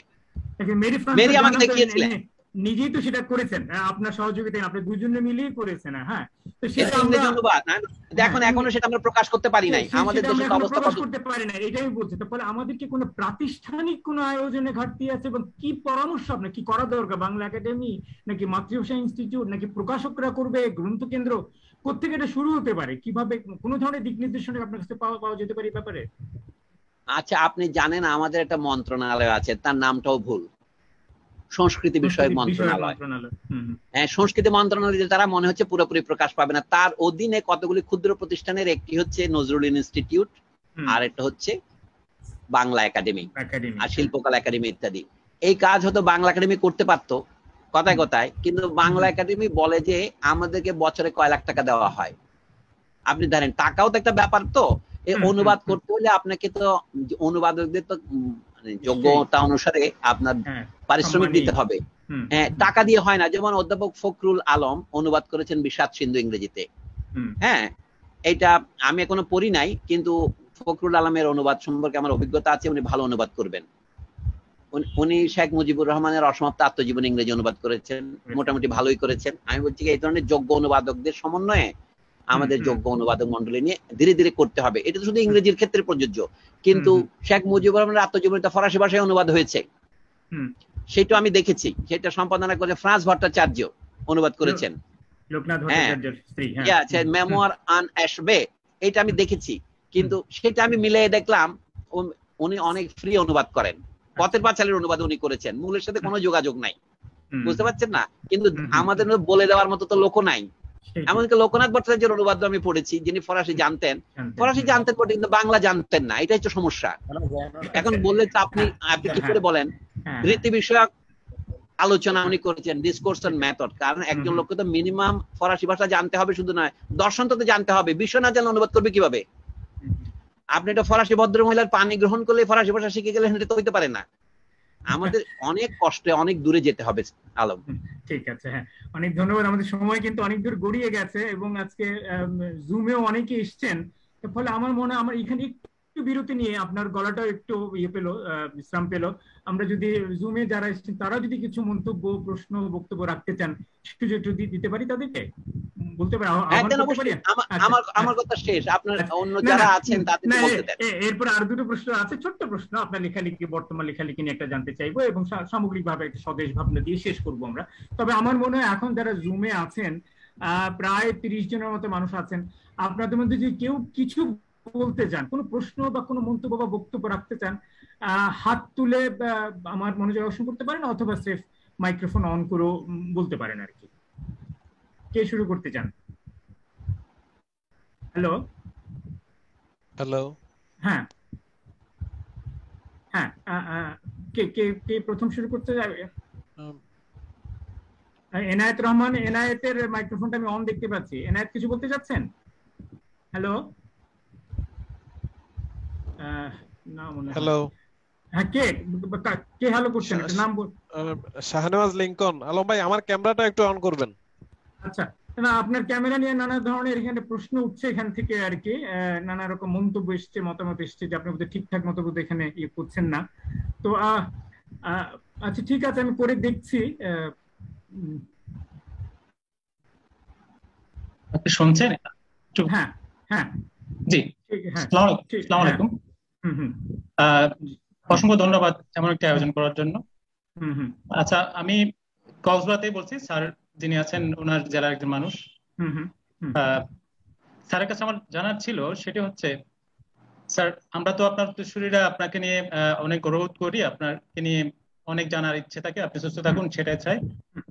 কক্সবাজার নিয়ে যদি আপনার কিছু লেখার থাকে, কিছু একটা যদি করেন, আমরা যারা আপনার উত্তরসূরি আছি, যদিও একটা ইতিহাস সম্মিলিত অথবা কিছু একটা যদি জান, যেটা আমরা পরবর্তী যারা আছে এরা জানতে পারে, আমরা কৃতজ্ঞ থাকবো আপনার প্রতি। ধন্যবাদ আপনাকে। ঠিক আছে, ধন্যবাদ। হ্যাঁ, আচ্ছা, হ্যাঁ, শাহনওয়াজ কিছু বলতে যাচ্ছিলেন, প্লিজ আপনার কথাটা বলুন, মাইক্রোফোন অন করে। জি আলম ভাই, শোনা যাচ্ছে? হ্যাঁ, শোনা যাচ্ছে। জি, প্রিয় সলিমুল্লাহ খান, আপনাকে আপনার কথা যতই শুনি ততই মুগ্ধ হই।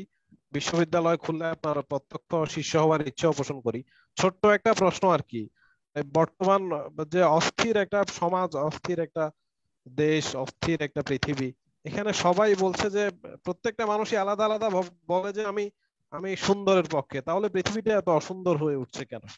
সবাই যদি সুন্দরের পক্ষে হয় তাহলে পৃথিবীটা এত অসুন্দর হয়ে উঠছে কেন দিনে দিনে? ঠিক আছে, হ্যাঁ, ধন্যবাদ। খান ভাই কিছু বলতে চান? কবিটা দার্শনিক প্রশ্ন।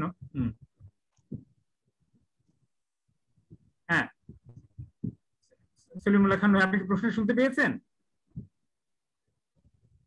আমি শুনতে পেয়েছি, ওকে, অসুবিধা নেই। যদি আপনি কিছু বলতে চান আর কেউ কেউ বলেন। আমার বক্তব্য হলো যেটা, এই যে শেষেরটা দিয়ে শুরু করি আর কি, যে এই যে বলছে সকলেই বলে আমরা সুন্দরের পক্ষে, সুন্দর চাই, অথচ পৃথিবীটা অনেক অসুন্দরে ভর্তি। এই দুটো কথা যদি আমি একসাথে শুনি তাহলে মনে হয় কেউ না কেউ মিথ্যা বলছে। সকলেই সুন্দর চায়, তাহলে পৃথিবীটা সুন্দর হয়েছে। আর যদি বলেন না, পৃথিবীতে আমি অসুন্দর দেখতে পাচ্ছি, তাহলে যারা বলছে সুন্দর চায় তারা কোথাও না কোথাও প্রতারণা করছেন, মিথ্যা কথা বলছেন। সকলেই সুন্দর চায়, কথা আপনি বিশ্বাস করছেন কেন? তার মানে মানুষ, এই যে মানুষ মুখে একটা মনে একটা, এখন আমার নিজের কাছেই নিজের ছায়া খারাপ লাগে, এই কথাটাই তো আমাকে বাস্তব বলে মেনে নিতে হয়। যে বাংলাদেশ স্বাধীন হওয়ার পর আমরা দেখছিলাম কত লিটল ম্যাগাজিন বেরোতো, এখন লিটল ম্যাগাজিন বার হয়ে ইন্টারনেটের যুগে আমরা এসেছি, এখন আপনারা ফেসবুক স্ট্যাটাস লিখতেছেন। কিন্তু আমি বলে মানুষের উন্নতি হয়েছে, আমরা বলছি টাকা পয়সার উন্নতি হয়েছে, আয় উপার্জনের কারো কারো উন্নতি হয়েছে, বললাম না এখন করদাতার সংখ্যা বেড়েছে। তারপরেও বলি দেশের দারিদ্র্যের পরিমাণ কমেছে বলে একটা গল্প শুনি, কিন্তু এটা আসলে কি সত্য? দেশের কর্মসংস্থান কি বেড়েছে না বাড়ে নাই? এখন বেকার সংখ্যা কমছে না বাড়ছে, এগুলি আপনারা তথ্য আমার চেয়ে ভালো জানেন। আর পৃথিবীতে সুন্দর অসুন্দরের গল্পটা যে বলছেন, মানুষ কি আগের চেয়ে বেশি দয়াবান হয়েছে? আপনি মিনিমামটা একটা ইতিহাস থেকে কথা বলবেন, মানুষের গত 5,000 10,000 বছরে মানুষের চরিত্র কেমন ছিল, সেটার উপর ভিত্তি করেই তো বর্তমান এবং আগামী অদূর ভবিষ্যতে কি হবে তার একটা আন্দাজ করতে হবে না? মানুষ কি অগ্রগতির পথে চলেছে? অর্থাৎ মানুষ এখন আগের চেয়ে কম হত্যা করছে, কম রেপ করছে। এখন খবর কত পান রেপের? এখন বর্তমান সমাজের কি অবস্থা দেখতে পাচ্ছে না? রাতের রানীদের ধরা হচ্ছে, আর ধরছে কারা? দিনের রাজারা। ব্যাপারটা তাই না? তো এত রাতের রানী কেমন করে টিকে থাকে দিনের রাজা ছাড়া? আপনি গোটা জাতিকে কি বেকুব মনে করতে পারেন? কাজে অনেক প্রশ্ন আছে, প্রশ্ন তুলতে হবে। রোগের প্রকৃতিটা যদি না বোঝেন, আপনি ওষুধের সন্ধান করবেন কিভাবে? আমি তো মনে করি আমাদের শিক্ষা দীক্ষার অবনতি এটা অকারণে হয়নি, এটা হয়েছে এই ধরনের। আমরা যে প্রতিশ্রুতি দিয়ে বাংলাদেশ স্বাধীন করেছিলাম, আমাদের দুটো শর্ত: দেশের অর্থনৈতিক উন্নতি হবে, তখন আমরা বলতাম অর্থনৈতিক মুক্তির প্রশ্নে ধরে নিলাম রাজনৈতিক ভাবে আমরা মুক্ত হয়েছি বিদেশিদের দখলকার থেকে, ইংরেজদের হাত থেকে একবার মুক্ত হয়েছি এবং পাকিস্তানিদের হাত থেকে একবার মুক্ত হয়েছে। আমরা দুইবার স্বাধীনতা পেয়েছি, কিন্তু বুকে হাত দিয়ে বলতে পারবেন কি সম্পূর্ণ নিজের চেষ্টা স্বাধীন হয়েছে কিনা, না পরে সাহায্য নিতে হয়েছে?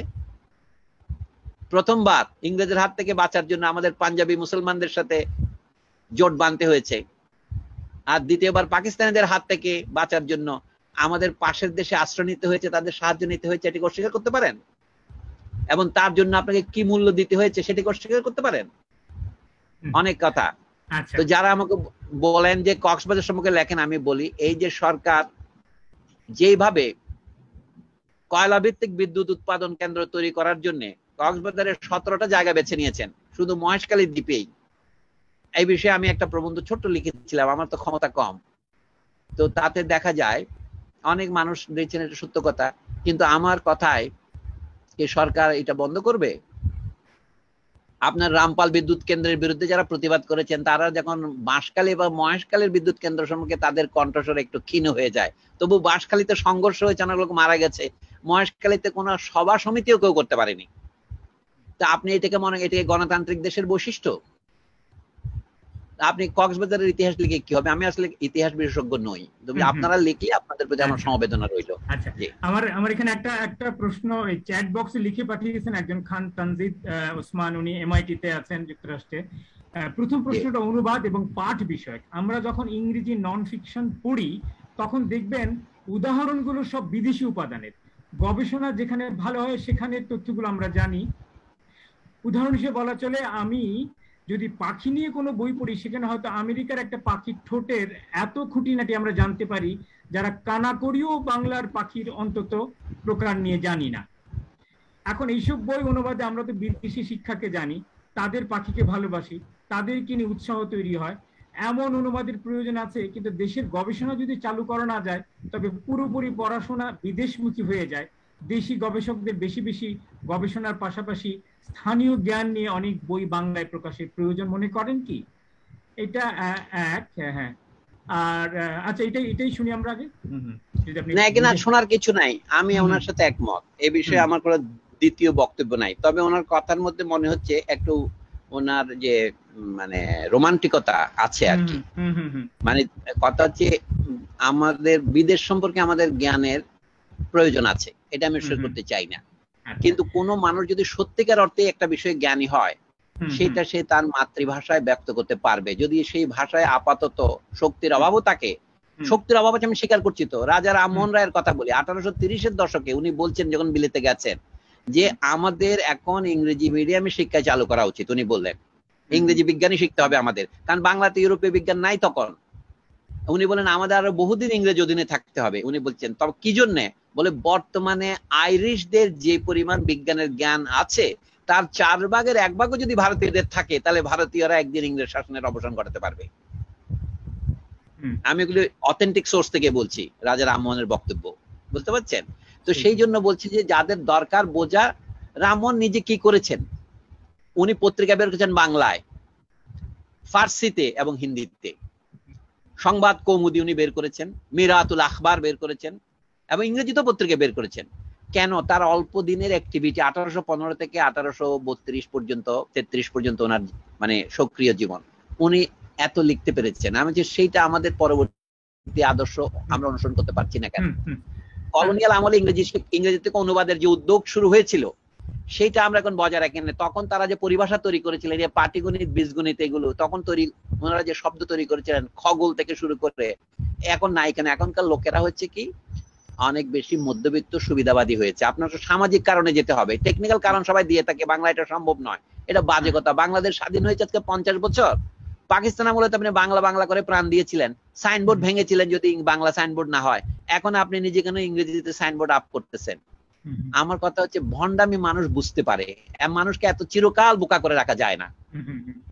আচ্ছা, আর উনি বেশি বলতে নিজে চাই উনি নিজে এটার আবার একটা দিয়েছেন যে বিজ্ঞানে যেহেতু প্রতিনিয়ত নতুন নতুন শব্দের উদ্ভব হয়, বিভিন্ন নতুন আবিষ্কার বা তত্ত্বকে বর্ণনা করতে সেসব শব্দকে বাংলায় অনুবাদের প্রয়োজন কতটুকু, শব্দগুলোকে ইংরেজিতে রাখাটাই কি বেশি ব্যবহারিক এবং সমুচিত?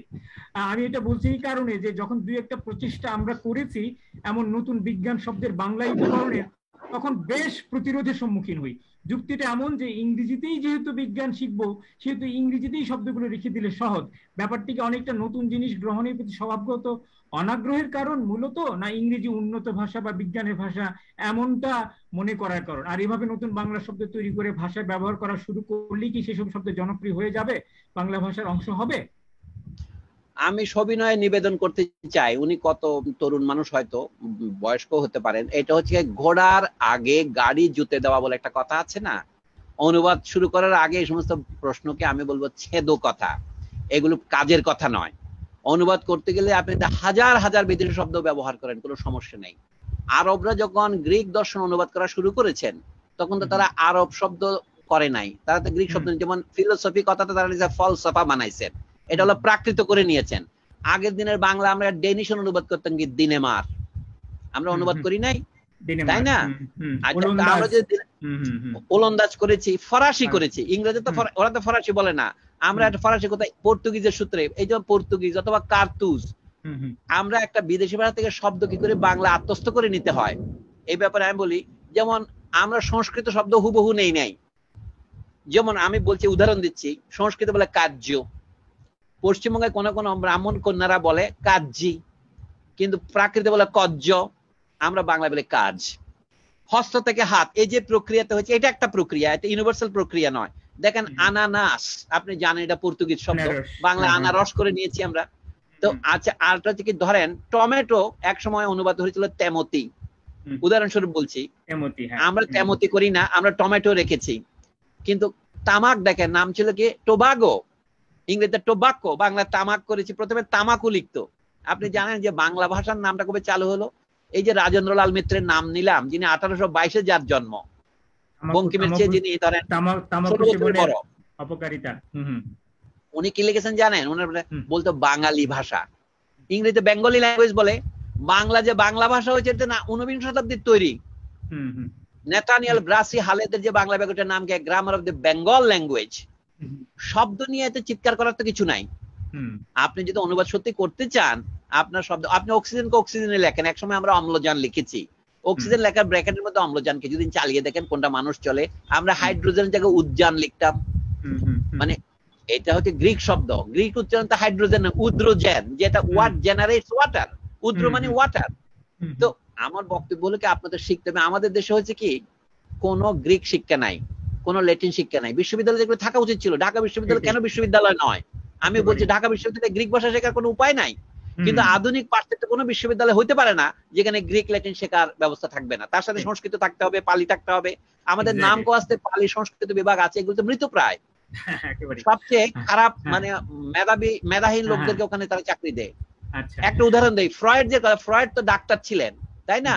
ফ্রয়েড কি করে গ্রিক শিখেছেন? আমি তার রুটিন পড়লাম তার জীবনীতে। সপ্তাহে 8 ঘন্টা নিয়মিত উনি ল্যাটিন শিখতেন, সপ্তাহে 6 ঘন্টা নিয়মিত ছাত্র জীবনে আপনার গ্রিক শিখতেন।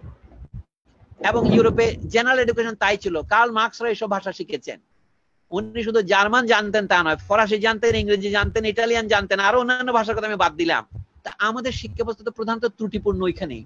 আর আপনি বলছেন বলে যার বাপে কোনোদিন ঘোড়ায় চড়ে নাই সেই ঘোড়ার লেজ ধরে বলে ব ব, ঘোড়া লাত্তি দিয়ে তোমার অন্ডকোষ পেটা ফেলবে, এটাই তো হচ্ছে। আচ্ছা, শামসাল গালি ছোট্ট একটা মন্তব্য করেছেন, স্যার খসড়া কারিকুলাম 2020 নিয়ে আপনার মন্তব্য শেয়ার করলে কৃতজ্ঞ থাকবো। এটা আমি ঠিক বুঝতে পারলাম না, আপনি যদি বুঝে থাকেন। খসড়া কারিকুলাম 2020 নিয়ে আপনার মন্তব্য শেয়ার করলে কৃতজ্ঞ থাকবো। না, আমার কোনো মন্তব্য নাই, আমি আপনাকে কৃতজ্ঞ করতে চাই না, আমি কৃতজ্ঞ হতে চাই, আপনি বলেন। ঠিক আছে, আর কেউ কোন প্রশ্ন করবেন জুমে যারা আছেন? তা না হলে আমি হয়তো একটু ইতে চলে যাব, লাইভে গিয়ে দেখবো ওখানে কোনো প্রশ্ন আছে কিনা। তবু অনেকে আছেন যেহেতু, আমি আশা করবো দুই একটা প্রশ্ন তবে এখান থেকে আসবে আরো আর কি, যারা জুমে আছেন। হাত তুলতে পারেন অথবা আপনাদের মাইক্রোফোনটা অন করেও কিছু বলতে পারেন। হ্যালো, মুসাব্বির সাকিব, কিছু বলবেন আপনি? হ্যালো, মুসাব্বির সাকিব কিছু বলতে চাইছেন? বা শেখ ইখতিয়ার বাকি, আপনি কিছু বলবেন? জি জি, স্যারের কাছে আমার একটা প্রশ্ন আছে। ব্যাপারটা আপনার ইয়ে না, পলিটিক্যাল, একটা সাহিত্য কেন্দ্রিক না। তাহলে থাকুক। হ্যাঁ, আজকে যেহেতু একটা সাহিত্য অনুষ্ঠান, এখানে সাহিত্যেই থাকি আমরা। মুসাব্বির সাকিব, আপনি কিছু বলতে চাইছেন? হ্যালো, না, আপনার কথা শোনা যাচ্ছে না, আপনার কথা শোনা যাচ্ছে না। আর কারো যদি কোনো প্রশ্ন না থাকে আমি বরং অতিথির কাছে ফিরে যাই, আমাদের সময় হয়ে গেছে, 9টা বেজেই গেছে। আচ্ছা খান ভাই, আপনার কাছেই ফিরে আসি আর কি। একজন রাজনীতি নিয়ে একটা প্রশ্ন করতে চেয়েছেন, সেটা নিয়ে যেহেতু আমারই একটা প্রশ্ন আছে, শেষ প্রশ্ন প্লাস আপনার একটা পার্ট শুনবো। তবে তার আগে একটু ছোট্ট করে জানতে চাচ্ছি, এখন আপনি কি পড়ছেন বা কি লিখছেন বা কি লেখার কথা ভাবছেন, মানে সামনে পরিকল্পনা, আপনার সামগ্রিক লেখালেখি বিষয়ে যদি কোনো পরিকল্পনার কথা আমাদের সঙ্গে একটু ভাগ করে নিতেন। আচ্ছা, আপনাদের দেখা যাচ্ছে না কেন? আলম খোরশেদ, আপনি আউট হয়ে গেছেন মঞ্চ দিয়ে থেকে, ছবি দেখা যাচ্ছে না কেন? আপনার কোনো বজ্রপাত হচ্ছে? না, ছবি তো আছে, আমি বুঝুন, হ্যাঁ আছে, আপনার পাশেই আছে আমার ছবি। এখন অনেক লোক এসে গেছে তো আসলে। হ্যাঁ, আপনার পাশে। হ্যাঁ, আচ্ছা বলুন। যা, আমার মনে হয় এখন তো 9টা বেজে গেছে, নতুন কথা বলার দরকার নাই। আমি তো নিত্য লিখেই চলেছি, সেগুলো হচ্ছে বই আকারে বের হয় না বলে। যেমন আপনিও যে আমার বইয়ের তালিকা দিলেন, তাতে দেখা যায় আমার প্রকাশিত বইয়ে অর্ধেকও আপনি দিতে পারেননি, সময়ের অভাব আর কি। তো আমি নিজের বইয়ের বিজ্ঞাপন দেওয়ার ব্যাপারে আগ্রহী নই। একটা নতুন প্রকাশনা সংস্থা আছে মধুপোক নামে, যেটার কর্ণধার হচ্ছেন আমাদের আবুল খায়ের মোহাম্মদ আতিকুজ্জামান রাসেল। হ্যাঁ, সর্বশেষ আমার একটা বই বের করেছে উহারা বাতাসে নামে, এটা একটা অনুবাদ। হ্যাঁ, এটা আপনি নিজে উল্লেখ করেছেন এটা। আর যেটা আমি এখন অনুবাদ শেষ করেছি, কিন্তু এখন সম্পাদনা চলছে, ভূমিকা লিখবো, সেটা হলো বোদলেয়ারের দ্বিতীয় কবিতার বইটি, যেটার ফরাসি নাম হচ্ছে লো স্প্লিন দু পারি। হ্যাঁ, কারণ আপাতত খসড়া নাম পারির বিষাদ, ওইটা আমি এখন অনুবাদ শেষ করেছি, আমি ভূমিকা লেখার কাজে আছি। এটা হচ্ছে আমার বর্তমান কাজ। এছাড়া আমার পুরনো অনেক প্রবন্ধ সংকলন প্রকাশের অপেক্ষা আছে, বলতে পারেন আনুমানিক 10টা প্রবন্ধের বই আমার এখনো মানে প্রক্রিয়াধীন রয়েছে আর কি। গত 20 বছরে যে সমস্ত প্রবন্ধ লিখেছি সবগুলো তো প্রকাশিত হয়নি। তার মধ্যে আহমদ সাফার উপর একটা দ্বিতীয় বই প্রকাশের মতো প্রবন্ধ আমার হয়েছে আহমদ সাফার সঞ্জীবনীর পরে। বর্তমানে ধরেন কবিতা চাকমা পর্যন্ত, মানে বাংলা ভাষার সাথে জড়িত অনেক লেখকের উপর আমার পর্যালোচনা আছে, সেগুলো একটা বই হবে। এটার নাম আপাতত দিয়েছি বাংলা বিহার, এটা শিগগিরই বেরোবে। আর বইয়ের কথা আছে, সবগুলো এখনো নাম ঠিক করি নাই, প্রবন্ধের বই এরকম বেরোবে আর কি। আর এমনিতে কাজ চলছে। আমি বর্তমানে আহমদ সাফার যে বাঙালি মুসলমানের মন, সেটার একটা ইংরেজি অনুবাদ করেছেন আমাদের এক তরুণ পণ্ডিত, অত্যন্ত মেধাবী, তার নাম হলো তাহমিদ আল জামি। ওর বইয়ের একটা ভূমিকা লিখছি বর্তমান মুহূর্তে। যে বলেন এই সপ্তাহে কি করছেন, তাহলে সেটাই ইংরেজিতে একটা ভূমিকা লিখতে হচ্ছে আহমদ সাফার বাঙালি মুসলমান নামে। এইটুকু বলে আমি বিদায় নিতে চাই। ইওর প্লেটস আর ফুল, মানে আপনার পূর্ণ মনে হচ্ছে আর কি। তো আশা করছি আমরা ওদের ভবিষ্যতে অনেকগুলো বই পাবো আপনার কাছ থেকে। না, যে শেষ প্রশ্নটা একটা একটা ক্লোজিং আমাদের অনেক কথাই আপনি বলে গেছেন, তারপর একটু আনুষ্ঠানিকভাবে এই স্বাধীনতার যে সুবর্ণ জয়ন্তী আমরা পালন করছি, মুক্তিযুদ্ধের স্বপ্ন নিয়ে আমরা এত দূর এসেছি আর কি। হ্যাঁ,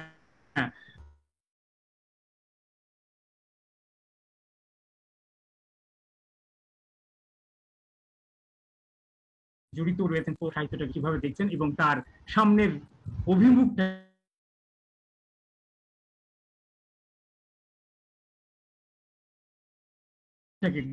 গতিমুখটাকে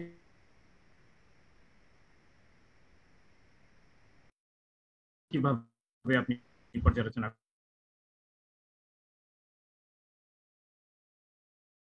বর্তমানে একটা স্ববিরোধী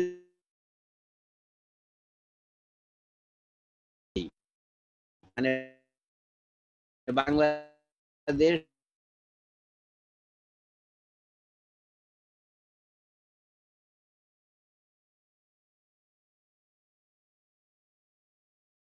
হলো কখন? তলে তলে আপনার মনে থাকতে পারে, কিন্তু পাবলিকলি তো কেউ এটা বলে নাই। মনোরা ভাসানী মাঝে মাঝে বলছে আমি আপনাদেরকে আসসালামু আলাইকুম জানাইয়া দিলাম, অথবা জানাইয়া দিব। সেই 1957 সনে কাকমারি সম্মেলনে উনি কৌশলে বলেছেন। সেগুলিকে আমরা বলতে পারি রাজনৈতিক রেটরিক, আলংকারিক কথা। কিন্তু বাস্তবে 1971 পাকিস্তানের আক্রমণ করার আগে পর্যন্ত কি আমরা স্বাধীনতার কথা বলেছি? রাস্তা স্লোগান দিয়েছি বাংলাদেশ স্বাধীন করো, বীর বাঙালি অস্ত্র ধরো। সেটা কখন? 1971 যখন আমরা দেখতে পেলাম পাকিস্তানের ক্ষমতা হস্তান্তর করবে না। কিন্তু একটা জিনিস লোক, আমরা যে অপ্রস্তুত ছিলাম এটা তো আপনি অস্বীকার করতে পারবেন না। আমি ফ্যাক্ট দিয়ে বলি, পাকিস্তানের আক্রমণ করছে 25 মার্চের রাতে। আমরা তখন স্বাধীনতার ঘোষণা করেছি করি না এই তর্কে আমি যাচ্ছি না, কিন্তু আমাদের প্রথম সরকার গঠিত হয়েছে কখন? এপ্রিল মাসের 10 তারিখে। এটা শপথ নিয়েছে 17 তারিখে। এই তথ্যকে কেউ অস্বীকার করতে পারবে? যদি আমরা শুরু থেকে স্বাধীনতা যুদ্ধের জন্য প্রস্তুত থাকতাম, আমরা তো সেদিন রাত্রেই সরকার গঠন করতে পারতাম, আগে থেকে তো পরিষ্কার থাকতো। যা হোক, এখন আমরা নাম দিয়েছি কি বাংলাদেশের ইন্ডিপেন্ডেন্স মুভমেন্ট। কোথায়? ইউজিসি যে বই আমাদের ইউনিভার্সিটির ছাত্রদের পড়াবার জন্য দিচ্ছে এখন, নাম কি? Independence of Bangladesh. মানে মূল কথাটা কি? পাকিস্তানের যে ইন্ডিপেন্ডেন্স, ইন্ডিয়ার যে ইন্ডিপেন্ডেন্স, তার থেকে বাংলাদেশের ইন্ডিপেন্ডেন্সের একটা গুণগত পার্থক্য আছে। আমাদের এখানে আমরা তখন অনুমান করেছি 30 লক্ষ মানুষের রক্তের বিনিময়ে দেশ স্বাধীন হয়েছে। এই মুক্তিযুদ্ধকে তো আপনি পাশ কাটিয়ে কোনো কিছু করতে পারেন না। কিন্তু মুক্তিযুদ্ধের যে মূল প্রতিশ্রুতি ছিল, এটা তো কোনো আমার বানোয়াট কথা নয়, যে মানুষের বৈষম্যটা অনেক কম হবে। আমি রাশিয়া, চীন, কিউবার সমাজতন্ত্রের কথা বলি নাই। আমি বলেছি আমাদের এখানে ন্যায্যতার মাপে যেটাকে বলা হয় সাম্য, সেটা থাকবে। ফেয়ারনেস, জাস্টিস এস ফেয়ারনেস থাকবে।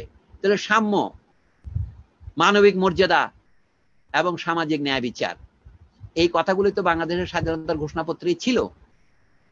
তো আজকে আমরা সেখানে আছি কিনা আপনি জানেন না, তাহলে আমাকে এখানে কি প্রেসক্রিপশন দিতে বলছেন? আমি তো পেশা হিসেবে রাজনীতিকে গ্রহণ করি নাই, পেশা হিসেবে আইনকেও গ্রহণ করি না। আমি নাহায়েত একজন লেখক, যদি আমার বলার মানে অধিকার থাকে, কিন্তু আমার বলার ক্ষমতা নাই।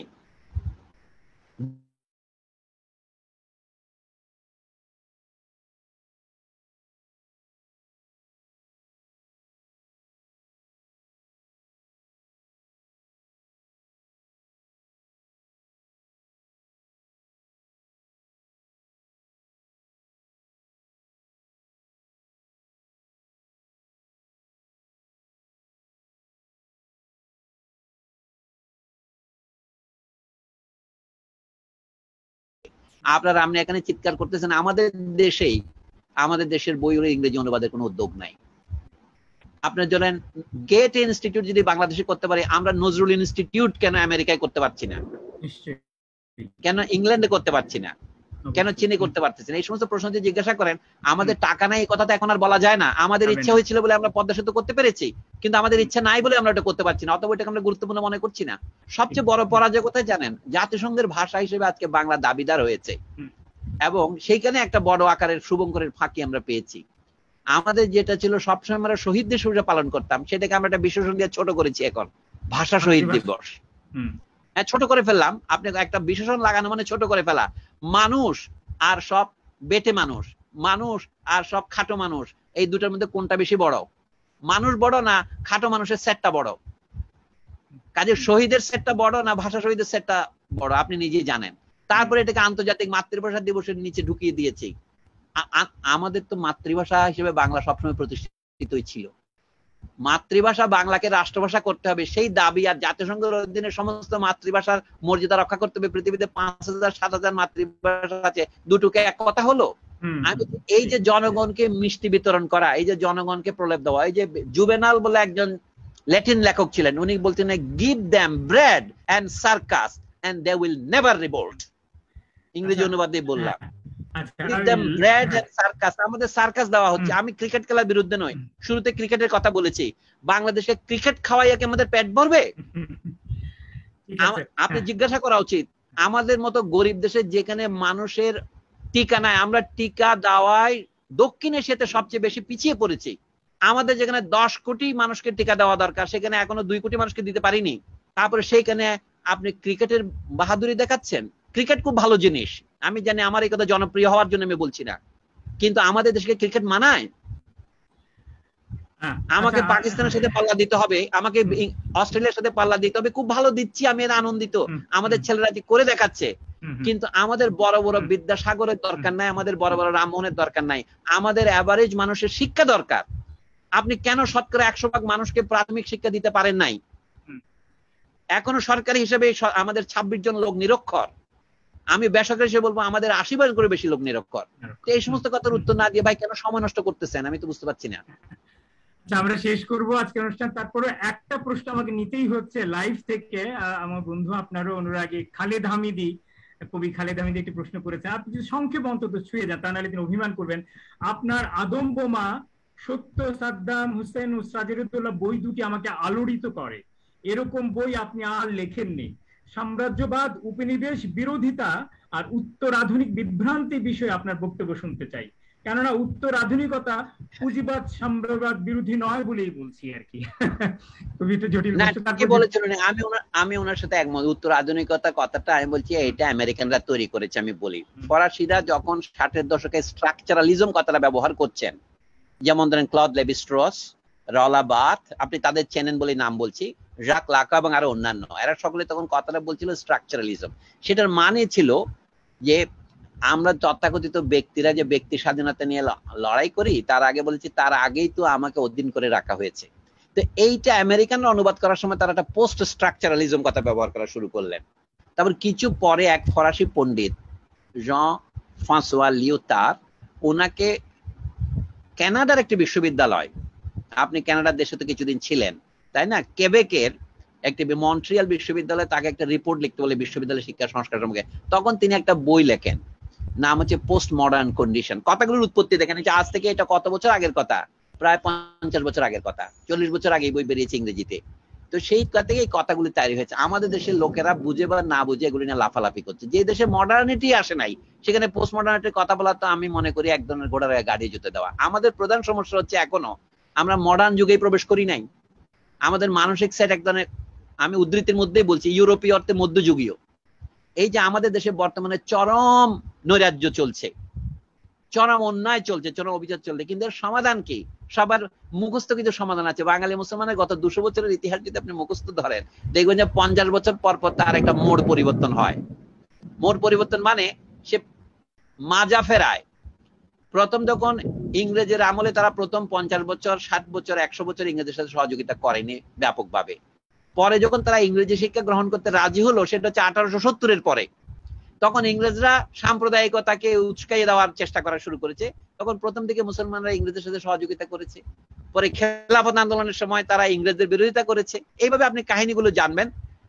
এইভাবে আস্তে আস্তে প্রতিবারই বাঙালি মুসলমানদের মধ্যে দুটো প্রবণতা লক্ষ্য করা যায়। একটাকে ইংরেজিতে বললে বলা যায় রেশনালিস্ট টেন্ডেন্সি, আর একটাকে বলা যায় অবস্কিউরান্টিস্ট। একটা হলো যুক্তিগ্রাহ্য, বুদ্ধিগ্রাহ্য মতবাদ। কিন্তু দেখেন ঢাকা বিশ্ববিদ্যালয় প্রতিষ্ঠার প্রথম দশকে কাজী আব্দুল উদুদরা, আবুল হোসেনরা যে শিক্ষা আন্দোলন করেছিলেন, তারা কিভাবে ঢাকা থেকে নির্মমভাবে বিতাড়িত হয়েছিলেন নবাব পরিবার এবং ঢাকার অন্যান্য কনজারভেটিভ গোষ্ঠী দ্বারা। ঢাকা বিশ্ববিদ্যালয়ের অন্যান্য শিক্ষকরা তাদের সমর্থনে উঠে দাঁড়ান নাই। আমাদের আবুল ফজল সাহেব তার করুণতম সদস্যদের একজন ছিলেন তখন, আর ছিলেন কবি আব্দুল কাদের ছিলেন। তাদের পরিণতি থেকে আমাদের শিক্ষা নিতে হয় না? বাঙালি মুসলমানদের মধ্যে জয়ী হলো কাদেরকে? আব্দুল ওদুদ ভদ্র ভাষায় বলছেন যারা আত্মনিয়ন্ত্রণবাদী, মানে যারা পাকিস্তান আন্দোলন করেছেন আর কি। এবং তাদের পাকিস্তান আন্দোলনকারীরা পাকিস্তান করেছিল ইসলামের নামে, কিন্তু পাকিস্তানে তো ইসলামের ছিটে ফোঁটা কখনো ছিল না। পাকিস্তান যারা কায়েম করেছিলেন কি জিন্না, কে লিয়াকত আলী, তাজিদ, নুরুল আমিন, এরা কেউই আমার মনে হয় এরা যাকে বলা হয় প্র্যাকটিসিং মুসলমান ছিলেন না, এরা নাম কোয়াস্তে মুসলমান ছিলেন। আহমদ সাহেব সুন্দর করে বলেছিলেন এদের ইসলাম, কারো ইসলাম ছিল বোতল ইসলাম, কারো চুরুট ইসলাম, কারো আজকান ইসলাম, এবং আর বাকিটা নাইবা বললাম। তো এই ধরনের নানা প্রকারের বোতল ইসলামও ছিল, চুরুট ইসলামও ছিল, আজকান ইসলামও ছিল, টুপি ইসলামও ছিল। তো সেইটা তো একবার প্রতারিত আমরা হয়েছি। এখন বাংলাদেশে যে দুরবস্থায় এসে পড়েছে আলম, আমাদের এখন দ্রুত মনে হয় আপনি তো যাদের, যখন আপনি ওকলাহোমা থেকে আসার সময় আমাকে ফোন করলেন, যাদের সাথে আপনি ছিলেন কিছুদিন একটা ঘরে, যেখান থেকে পালিয়ে আপনি আমার এখানে চলে এলেন, সেই কথাটা মনে করুন। ওই রাজনীতিবিদ, ওই লোকেরা এখন রাজনীতিতে আধিপত্য বিস্তার করতেছে। এখন বাংলাদেশের মুক্তিযুদ্ধকে তো কেউ অস্বীকার করতে পারে না, তারা পার্টির নাম দিচ্ছে আমার বাংলাদেশ পার্টি।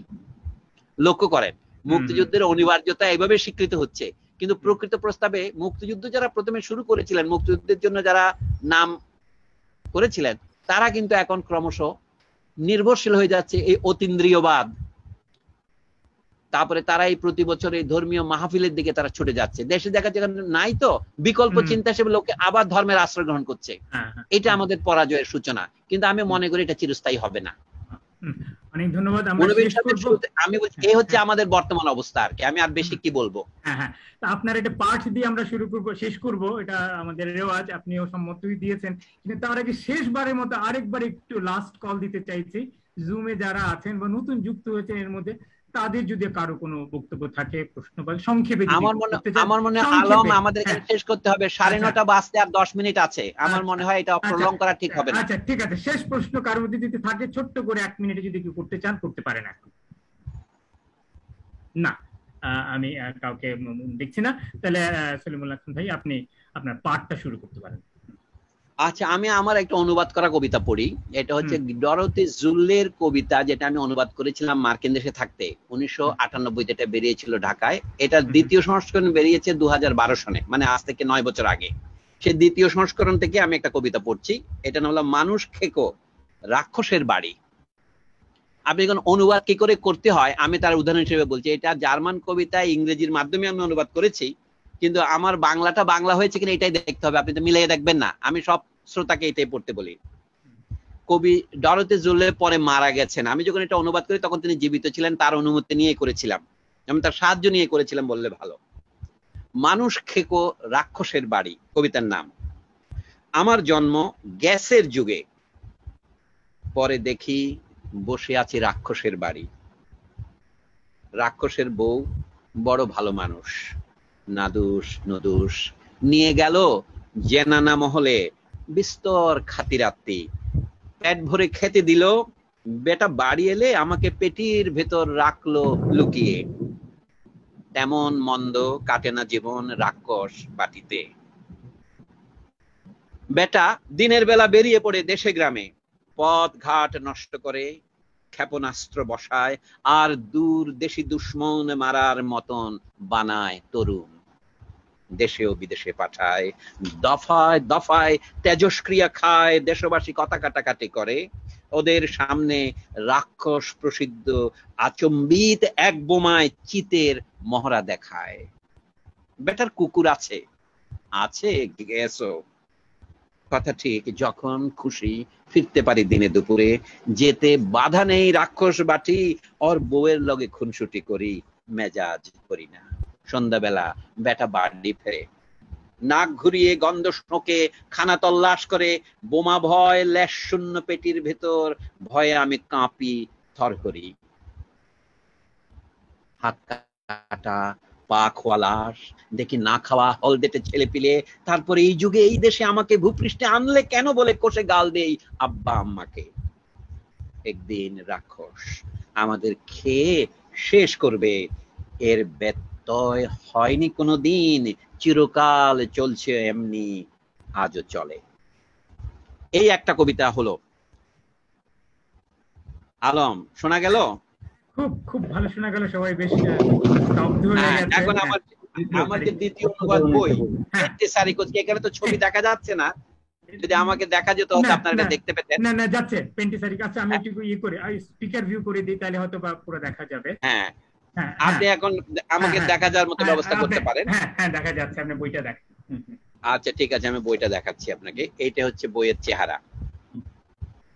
ওকে, এখান থেকে যে কোনো একটা কবিতা আমি আপনাদের পড়ে শোনাবো আর কি। এই কবিতাগুলো আমার খেয়াল আছে অনেকটুকুই আপনি যুক্তরাষ্ট্র থাকতেই করেছিলেন, তখনই বোধহয় শুরু করেছিলেন না? হ্যাঁ, আমার খেয়াল এবং আছে। এই মজা হচ্ছে কি, এইটাও আমি যুক্তরাষ্ট্রে থাকতেই করেছিলাম, এখন যেটা পড়বো আর কি, বুঝতে পারছেন? কিন্তু এইটা তখন বের হয় না, এটা মাত্র এই বছর বেরোলো, এই জন্য আতিকুজ্জামান রাসেলকে ধন্যবাদ দিতে হয়, তার কষ্ট করার কারণে এটা বেরিয়েছে। তো এখন এটাতে অনেক কবিতা আছে, কোনটা পড়বো আমি ঠিক বুঝে উঠতে পারছি না, তবে আমি একটা আপনার কথা অনুসারে যেটা র্যান্ডমলি একটা পড়ি যেখান থেকে আছে। এই যে উনি কেমন করে কবিতা লেখেন সেটাই দেখি। ওনার একটা গদ্য কবিতা আছে, আমি বরঞ্চ সেটাই পড়ি।